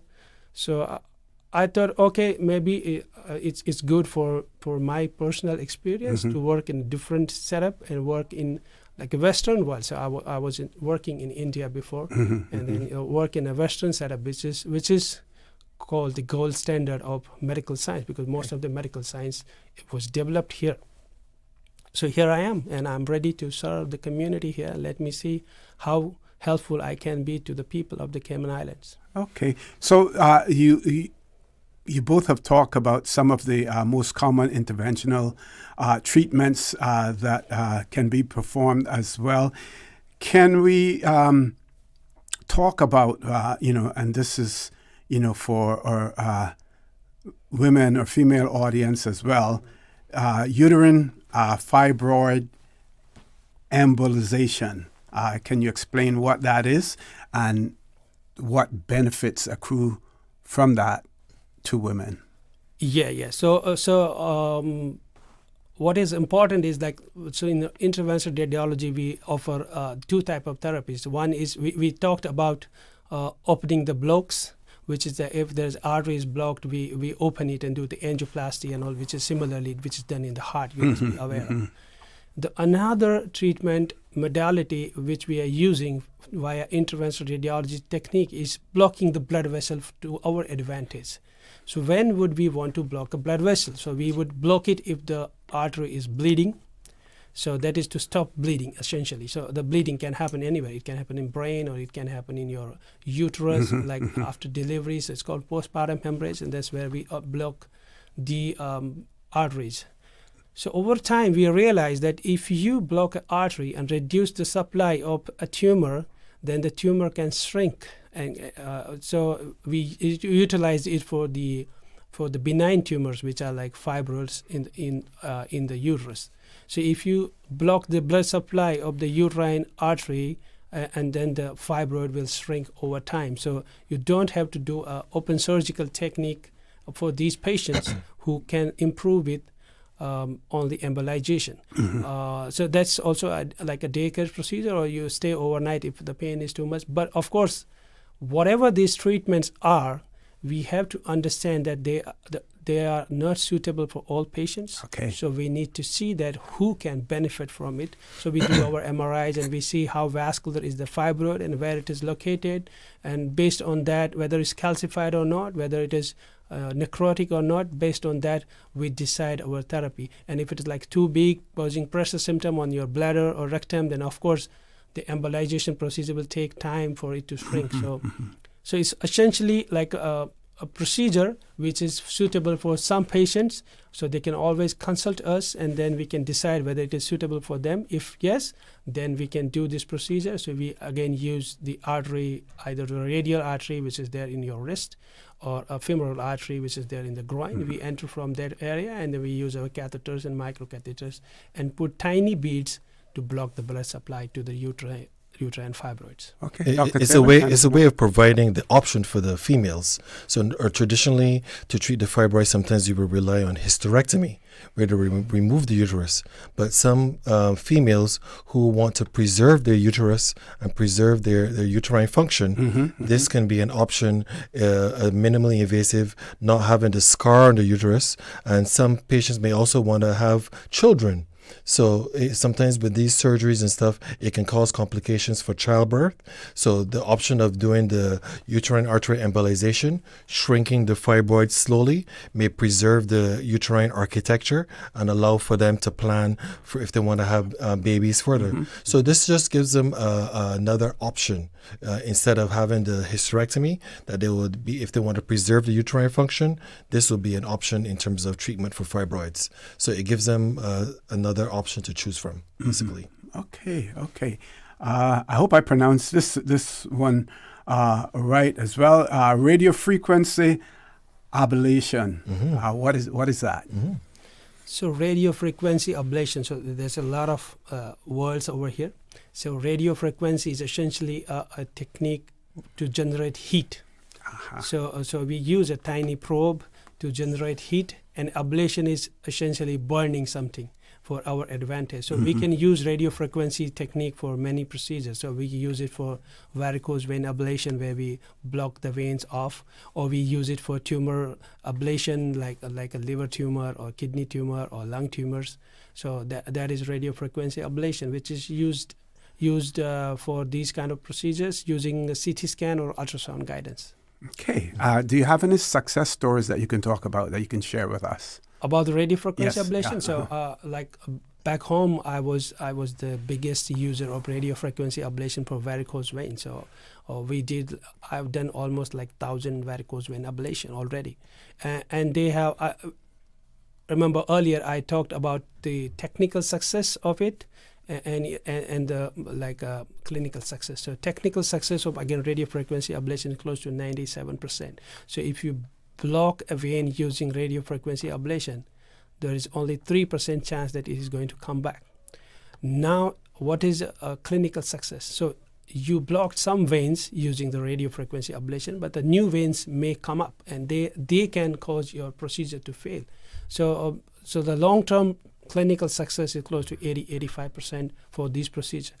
And these procedures are standard procedures for tumor ablations and all, which has been used all over the world.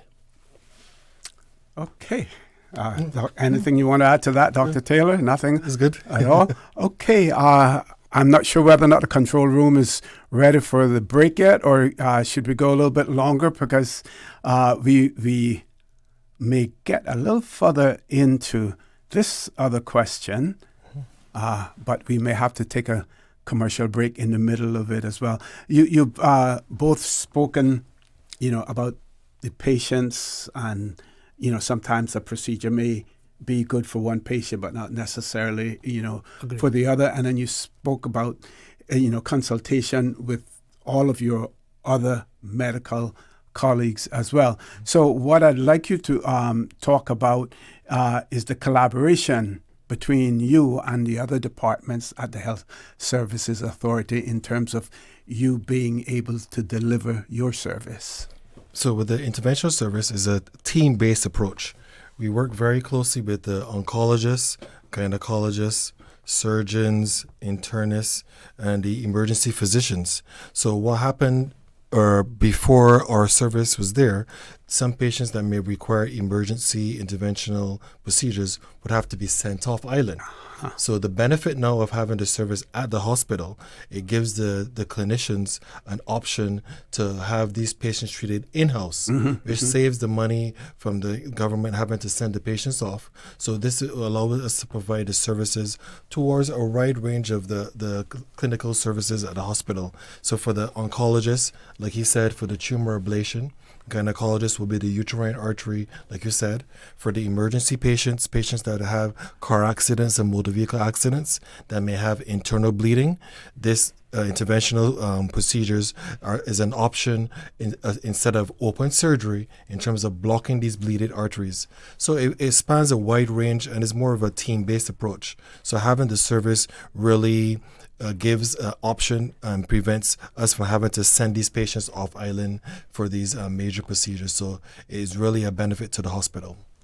Okay, with that, we're going to go to our headline news at 2 o'clock. When we return, the conversation will continue with Dr. Barry Taylor, who's a consultant radiologist at the Health Services Authority, as well as Dr. Sitaram Barath, who is the interventional radiologist. Tight twister there at that. So, folks, don't change that dial. Please stay tuned. Talk today. We'll be back shortly. If they are talking about us, living in your head rent-free all this time, we must be relevant. Radio Cayman since 1976. From Radio Cayman's newsroom, this is Headlines. The Headline News is brought to you by Kirk Market. With a look at your latest headline news from the Radio Cayman newsroom, I'm Renee Ebanks. The Department of Education Services has announced that all government schools in the Cayman Islands, including primary and secondary institutions, the Lighthouse School and SIFEC, will reopen for the 2025-2026 academic year on Wednesday, the 27th of August. Visit the Department of Education for more details. In regional news, police in Trinidad rescued 44-year-old Janky Kareem during a Monday night operation where one of her abductors was fatally shot. Kareem, who had been kidnapped on the 13th of July, was found unharmed and reunited with her family. A female suspect was arrested and officials confirmed the abduction was tied to a broader crime syndicate targeted by the recent state of emergency. Authorities said ransom demands were made, but none paid. In Dominica, Finance Minister Dr. Irving McIntyre will unveil Dominica's EC $1.2 billion budget this Friday, outlining the fiscal plans for the 2025-2026 financial year. The parliamentary session will begin with an address by President Burton, highlighting key national priorities. Last year's budget totaled EC $1.7 billion. Headline news from Radio Cayman's newsroom, I'm Renee Ebanks. www.radiocayman.gov.ky. Check out our social media pages: Facebook, YouTube, X, formerly Twitter, Radio Cayman Headline News.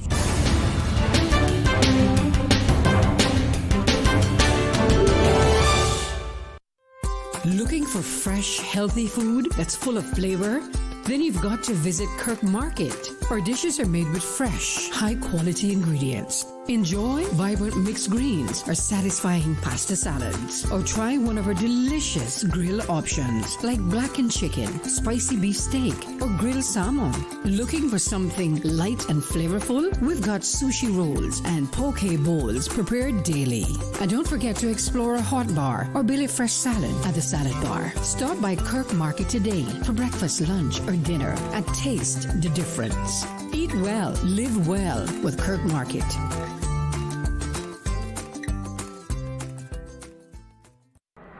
This summer, choose from 10 international destinations for your vacation with Cayman Airways. Explore New York, discover Denver, roam Los Angeles, play in Tampa, shop in Miami, tour Panama, uncover Havana, hike in La Ceiba, jam in Kingston, or relax in Montego Bay. Connecting flights are also available from the sister islands. Cayman Airways offers more international non-stop flights to and from the Cayman Islands than any other airline, and the lowest rates for checked bags. Book today at CaymanAirways.com, download our new mobile app, or call Cayman Airways reservations on 949-2311. Come fly with us and relax with your uniquely Caymanian airline.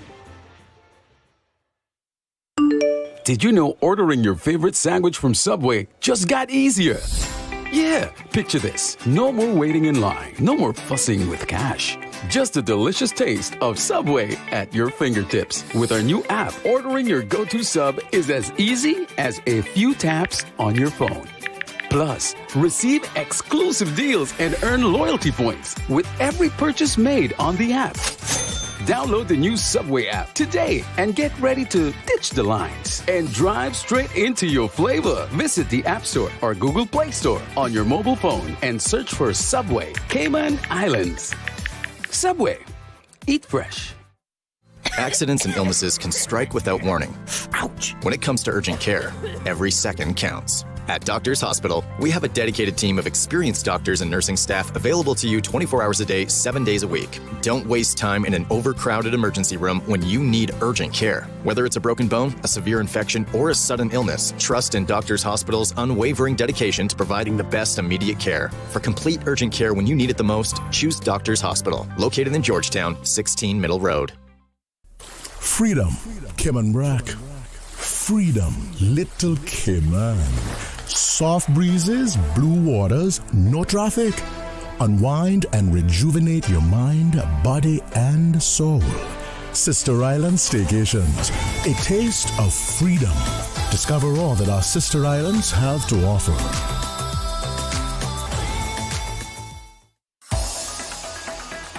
Radio Cayman's Talk Today.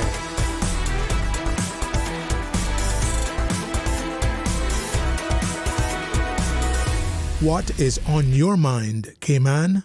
Good afternoon and welcome back to Talk Today. For those of you who are just joining us, let me tell you that we have in the studio with us talking about interventional radiology, Dr. Barry Taylor, who is a consultant radiologist, and Dr. Sitaram Barath, who is an interventional radiologist at the Health Services Authority here in the Cayman Islands. If you have any questions or comments in relation to this subject, our phone lines are open. You can call us on our toll-free number provided courtesy of Flow. That toll-free number is 1-800-534-8255.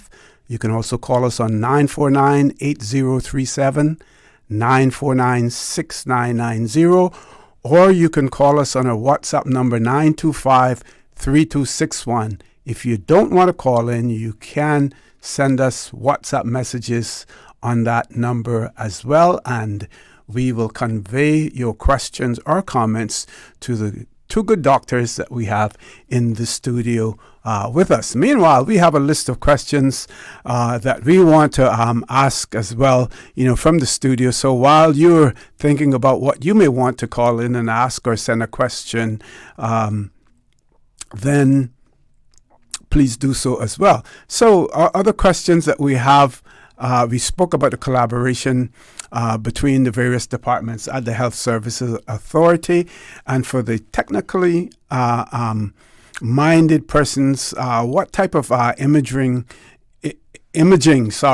technology do you rely on when you're using this procedure? And I don't know if you want to talk about availability on the island, whether or not this is something that is done only at the Health Services Authority, or whether or not there are various other services on the island as well. Well, yeah, we use a combination of tools depending on the case. So, for example, we use ultrasound, fluoroscopic guidance, as Dr. Barath had said, as well as CT, where we use this imaging modality to visualize the area depending on the case and what we are looking to do. So, with the advance of technology, we're able to see these abnormalities in the body a lot better. So using the ultrasound, the CT, the fluoroscopy, what we do, we use that to visualize the area, and then depending on what the clinician wants us to do in terms of removing the lesion or taking a sample of the lesion. So it's really a team-based approach where the patient will refer to us from the referring doctor, and then we will review the case and consult with them what they're looking to get from us, and then we will plan to do the procedure with the patient. What you're asking into availability, I understand that I think there is also done at Health City as well. So having the procedures available at our hospital also gives another option in terms of access to the community for these services. Okay, and you spoke to referrals. So the services that you provided by way of referrals only? Yeah, so I will add on to the previous question, Alain, that some of the services we are adding to our department, and some of the machines like a high-end angiography suite and all is going to come sooner with the Health Service Authority. So we are able to do many procedures now, and then once we have a full angiography suite with us, we will be able to do even more. Regarding the referral, so of course, some of our patients, they come directly from the GP or the clinician who are working in the hospital. For instance, the dialysis patient. So they go to the nephrologist, and then we would help them to put in the dialysis line or put the tunnel catheter, or sometime if their fistula is not working or it has got stenosed or narrowed, then we do balloon angioplasty for them.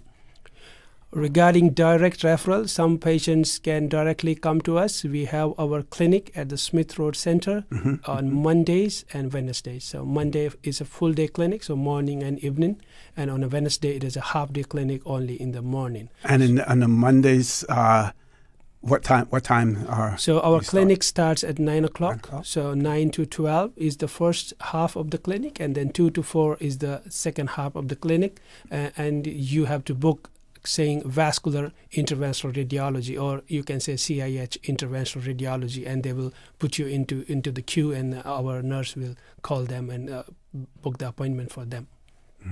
Now, earlier you spoke about the benefits of those procedures being done locally. Can we expand on that some more, because it's so important, and we have come so far in the Cayman Islands where many of the procedures that can now be performed here on island, we had to go overseas before. And that overseas travel came with lots and lots of complications and expenses, as well. So can we talk some more about the benefits? Yeah, so I will first talk about the emergency procedures, like the patient cannot go anywhere. So like a bleeding patient who's bleeding after trauma, or maybe bleeding internally inside, like a GI bleed or so, they cannot go anywhere. And any travel or air ambulance is full of risk for the patient. So definitely our utility comes in a big role over there, where we can do the emergency life-saving procedures here on the island. And then there are some high-end procedures which we are going to add into our services as we get our machines in place, and we understand that everything has to come from overseas, so we import our like catheters, wires, and equipments, and the image guidance, which is like ultrasound and CT we already have with our hand. We also have the fluoroscopy C-arm with us, and we are going to get our angiography suite soon. With that, we can add more services like a complex aortic treatment or a neuro treatment, which we are going to do in future. Okay, Dr. Taylor, anything you want to add? Yeah, basically what Dr. Barath said. So everything, we're currently in the process of developing the cath lab. So with the cath lab, it would actually increase the wide range of intervention services being offered. So once we get the cath lab, is a specific operating theater which would use the radiology equipment, and then we'll be able to do the procedures in this particular lab in collaboration with, for example, the neurologists for patients with brain tumors, etc. etc., or with the vascular surgeon that's coming to the hospital to treat patients with peripheral vascular disease. So currently is in process where we're developing the cath lab, and then we'll be able to offer a wider range of services to the community. Okay. I'd like you to walk me through if I were a patient coming to you, because we know sometimes patients are hesitant about procedures. They have questions and everything. So walk me through what I can expect right up to surgery. Am I put on anesthesia or anything like that? Walk me through from the time that I either refer myself to you or have been referred to you. So our journey together starts essentially from you knowing that there is a service called interventional radiology. And we work in all kind of diseases. So the first thing for a patient is to know that there is something called interventional radiology. So you can ask your doctor, or you can yourself look online to see that whether or not your disease is treatable by interventional radiology. So once we have established that, you can meet us in our clinic, which is at Smith Road Center, as I already told you. And once you come there, we examine you, we see all your records, we decide that we establish a diagnosis and decide a treatment. And if it is medical, or do we need to do some invasive form of treatment. So once we decide on an invasive form of treatment, we do it essentially at two places. So we do in our radiology department, which is called a percutaneous treatment using ultrasound and CT. And then you go to, we book you in radiology, and those are essentially like a daycare procedure. So you walk in, and our nurse will triage you, and they will explain you about the consent and everything, understanding of the procedure. Then one of us will meet the patient. We will explain everything in detail. Any questions are there, we will definitely discuss with the patient. And once they are comfortable and they give us a go that you're ready to go, and then we do the procedure for them. So these kind of procedures usually happen in radiology, are like biopsies and FNSCs, getting essentially the sample out of, or like there are some abscesses or some collections which we drain out using the image guided technique. Now there is another procedure which we need OR for, right? Operating theater, which then we put them into the pathway, which is OR pathway, which we book with the OR, and then on the day of their admission, they will come to ACU, which is ambulatory care unit. Our nurses will call them. They come in the morning, get admitted there, do the registration and preliminary examination. If anesthetist has to see them, the anesthetist will see. Some of our procedures happen under local anesthesia. So essentially just use the local anesthesia. But some patients may be apprehensive about the procedure, or they would prefer, like we did one yesterday, which was a local anesthesia procedure, but our patient wanted that, no, I don't want to see the procedure. I would prefer to sleep. So we are okay with it. So we used like conscious sedation for her. So we put her to sleep and do the procedure so that it's comfortable for her. And once the procedure is done, it's essentially we can wake her up and send to the ward or ACU, wherever they come from. So once the procedure is done in the evening, most of the patient we discharge in the evening. Of course, if they are bleeding patient and they go to ICU, and sick patient, then it goes to the ICU care. And then we follow them up as and when required, yeah. Okay, we have to go to a commercial break. We still have about 13 minutes left to go in our discussion. No break, we can continue right on. Oh, okay, because we still have a few more questions, for you as well. As far as patient awareness is concerned, what do you find in relation to people being aware of this service that is currently available as far as interventional radiology is concerned?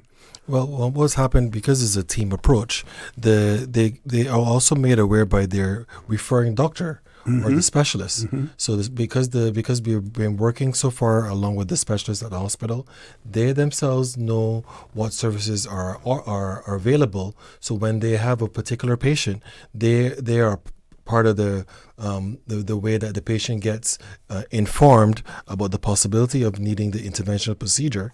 So usually, along with the referring physician who is aware of the services, they can tell the patient, okay, the options that they have for treatment may include interventional radiology. And then if they decide on it, like Dr. Barath said, we get the referral to us. So when the patient comes to us, we also do our own interpersonal consultation.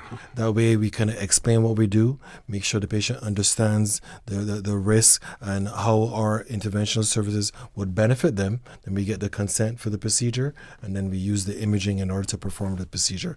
So along with our hospital website, as well as the referring clinician and opportunities like this, being able to come on the radio to talk about our procedures is an ongoing process in terms of marketing to make people more aware of these procedures. Okay. Now, I have heard in the past that doctors with certain specialties, because of the size of the population here in the Cayman Islands and the frequency of events taking place, that they're hesitant to practice here because they need to ensure that their skills are honed, that they're always there. Now, I would imagine that there are always new what should I practices say? Yeah, and new procedures taking place in the field of interventional radiology as well. How do you keep up to speed, with that to ensure that you're current? So what I would say here is that we as interventional radiologists, because we do so many of the procedures, so we may not do the same procedure over and over again, but we will do something for you. It is very exciting. So today I might do like a PICC line for one patient and do a chemo port insertion for another patient and a dialysis catheter for another patient, or do tumor ablation, or do peripheral vascular disease angioplasty stenting, or I do bleeding embolization. So we may not do, like you were talking about the volume of the procedure. So you may do like one procedure one time, but you get to do the work because the spectrum of the work is much more. So it being a small island brings few challenges, which are like you don't get to do like a volume. So you can't say that I've done. Say I was saying like I've done 1,000 varicose vein. Of course, I won't be able to do that here, but I will be able to do one DVT, one varicose, one PVD. So that way I do a variety of work, but may not be like a quantity in that matter. Me personally, I also do a yearly conference training. So yearly there are radiology conference training opportunities available online, which, like you said, give more insight into the neuro practices and neuro interventional services. So by me doing the conference training every year, then I'm kind of made aware of the neuro advances in terms of the procedure techniques and the technology. So for us, we ourselves do our own personal professional training using this yearly radiology conference in terms of being aware of the upcoming practices, and then we will be able to incorporate it into our own service. Okay. And what do we say to those persons who may be listening and watching now and I know you mentioned your location and everything else, but if they have any questions or thoughts on the issue or wanted some guidance, what do we say to them? How do we get them to reach out to you? So they can reach out to us via the website. There's a patient corner there, or they can call our radiology front office, where if they want to know about some certain procedures or whether we can do or not, we can help them there. And more so, keep yourself updated about the kind of procedures which are happening, and this kind of frequent direct communication in terms of radio and mass media is a good way to do it. And radiology in the past, some people have had bad experiences with the type of radiology that was administered to them. How do you compare what you do to other types of radiology? Well, maybe you mean like radiotherapy or radiology itself is for the diagnostic aspect. So for radiotherapy, yes. Because for cancer patients, well, so that the separation is radiotherapy. So the radiotherapy is when you use the actual radiation to treat the tumors and stuff like for bone tumors. So for us, ours is more on a diagnostic aspect. So the radiotherapy will be related to oncology. So is actually separate from our practice. Both use radiation, but one is for a diagnostic purpose and one is more so for treatment. So our practice is focused more on the diagnostic aspect, using the diagnostic imaging to do the procedures. But I understand what you're saying. That is radiotherapy. It's good because sometimes we need to make these distinctions because some people may not understand exactly or may think that both of them are related. Right. And have an adverse reaction to it in terms of what accepting. So ours is more so from a diagnostic aspect, and as I said earlier, with the neuro advances in technology, the machines are becoming more advanced, where the radiation dose to the patient is extremely less and less in terms of obtaining high quality images. So before, traditionally, to do a CT scan may have taken 1 to 2 minutes, where now we can do it in seconds. So the advances in technology has also helped to reduce the radiation exposure from us from a diagnostic perspective. So the radiotherapy will be something different in terms of treatment for cancer. Yeah. Okay, so we want you to provide us with some final thoughts and messages that you want to get out there to our listening and to our viewing audience as well, and any additional contact details in terms of the radiology department or their websites and everything else. I can provide some of that, but I want you to provide some final comments to our listening and to our viewing audience, and any final advice as well. Yeah, so if somebody wants to know more about radiology or interventional radiology, they can call radiology department directly at 244-2880, right? And another number is 244-2881. So I will repeat, 244-2880 and 244-2881. So that's the number they can reach out to, and then our executives there, they will be able to explain them and help them. If they need our help or transfer the call to us, we will take the call and we will try to explain. Or they can visit us on the website at www.hsa.ky,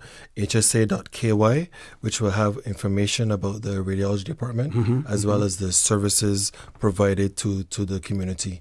And then from there, they can contact us either directly from the number or through their referring physician, where they will have a discussion with the referring physician to see whether or not these services will be applicable to them or how it will benefit them, basically. And referring physicians, those within the health services circle would know about your services. Most definitely. Outside of the health services authority, then how, if I have a doctor who's outside of that, how are they aware of the services that you provide there?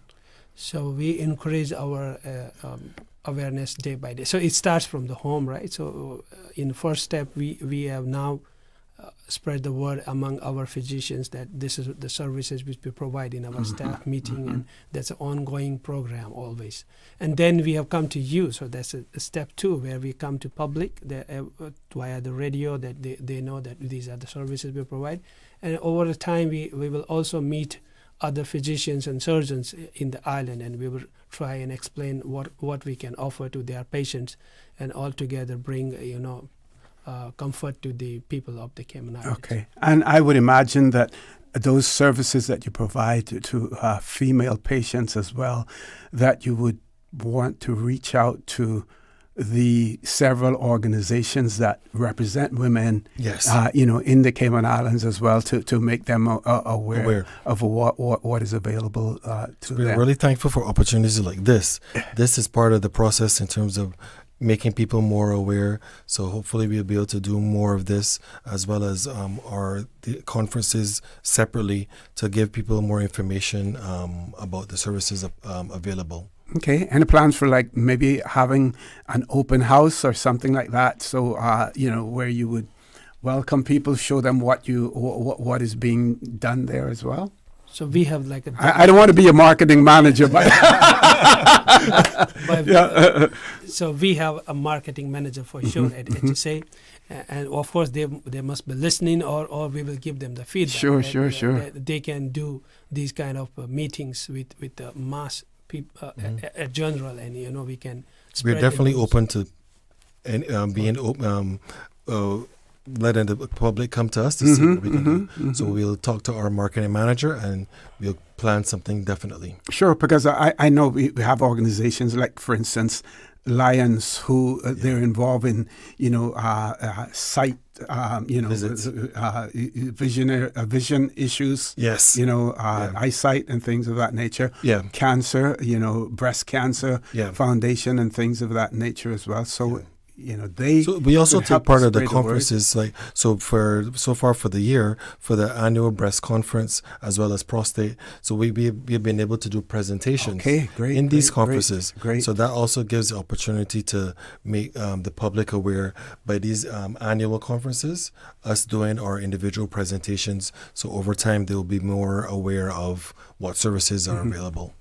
And I know that, when we mention the private sector, it's not that you're in any competition with the private sector, but you're providing more options, more opportunities, because then, a patient has to wait less time if there are more entities providing similar services as well. I think that's important for the audience to understand also. There's nothing to fight. We are here to provide all the service.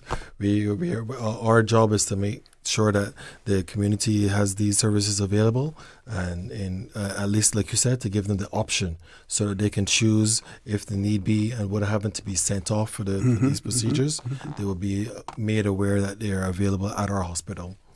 Well, gentlemen, I want to thank you for all that you do and all that the Health Services Authority does as well to keep the people of the Cayman Islands healthy and safe, and offering that additional option out there as far as medical care is concerned. Because while, we know that you all take the Hippocratic Oath, which means, do no harm, but there are some entities that are in the health business for incentives, profit incentives.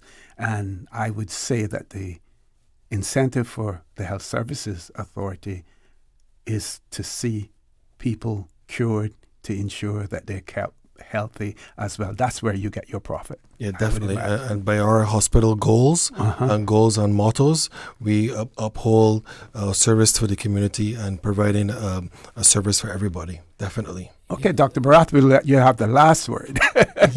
So that is also the vision of the senior management team, to get every specialty or everything under the same roof, so that the patient doesn't have to go anywhere. So they get all the services provided at the same hospital, and the same services. So that's what they've been planning for years, and that's what now it is coming to materialize at the end, that they have all the facilities now available at Health Services Authority. So we are the service providers here, and they are the one who decides on what goes on and how to progress towards better future. Okay, gentlemen, thank you. Thank you very much. I want to thank our listening and our viewing audience as well. I welcome you to join me tomorrow morning at 7:30 for the record, and we ask the good Lord to continue to bless these three beautiful, wonderful Cayman Islands. Talk Today is brought to you by Subway, open 24 hours in Countryside, Anderson Square in Georgetown, and Centennial Towers in West Bay. And by the Ministry of District Administration, explore your history, explore your land, explore your sister islands. And Cayman Airways, call them on 949-2311 to book your nonstop flights to Los Angeles and Panama. And Doctors Hospital, peace of mind is important when life happens. Doctors Hospital, always there for you. Call 949-6066.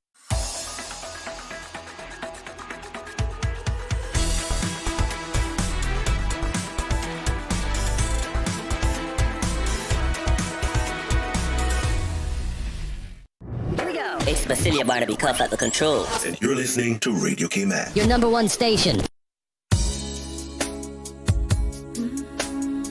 2:33 right here on the 89.9. This is Radio Cayman, and this is how we're gonna kind of just smooth things down. Yep, gonna be giving you some feel-good love songs right up until 3 o'clock right here inside the PM show. I know the story. Yep, it's raining in some areas right across the island. A very good afternoon to you. If you're on the roads, be a little extra careful, all right?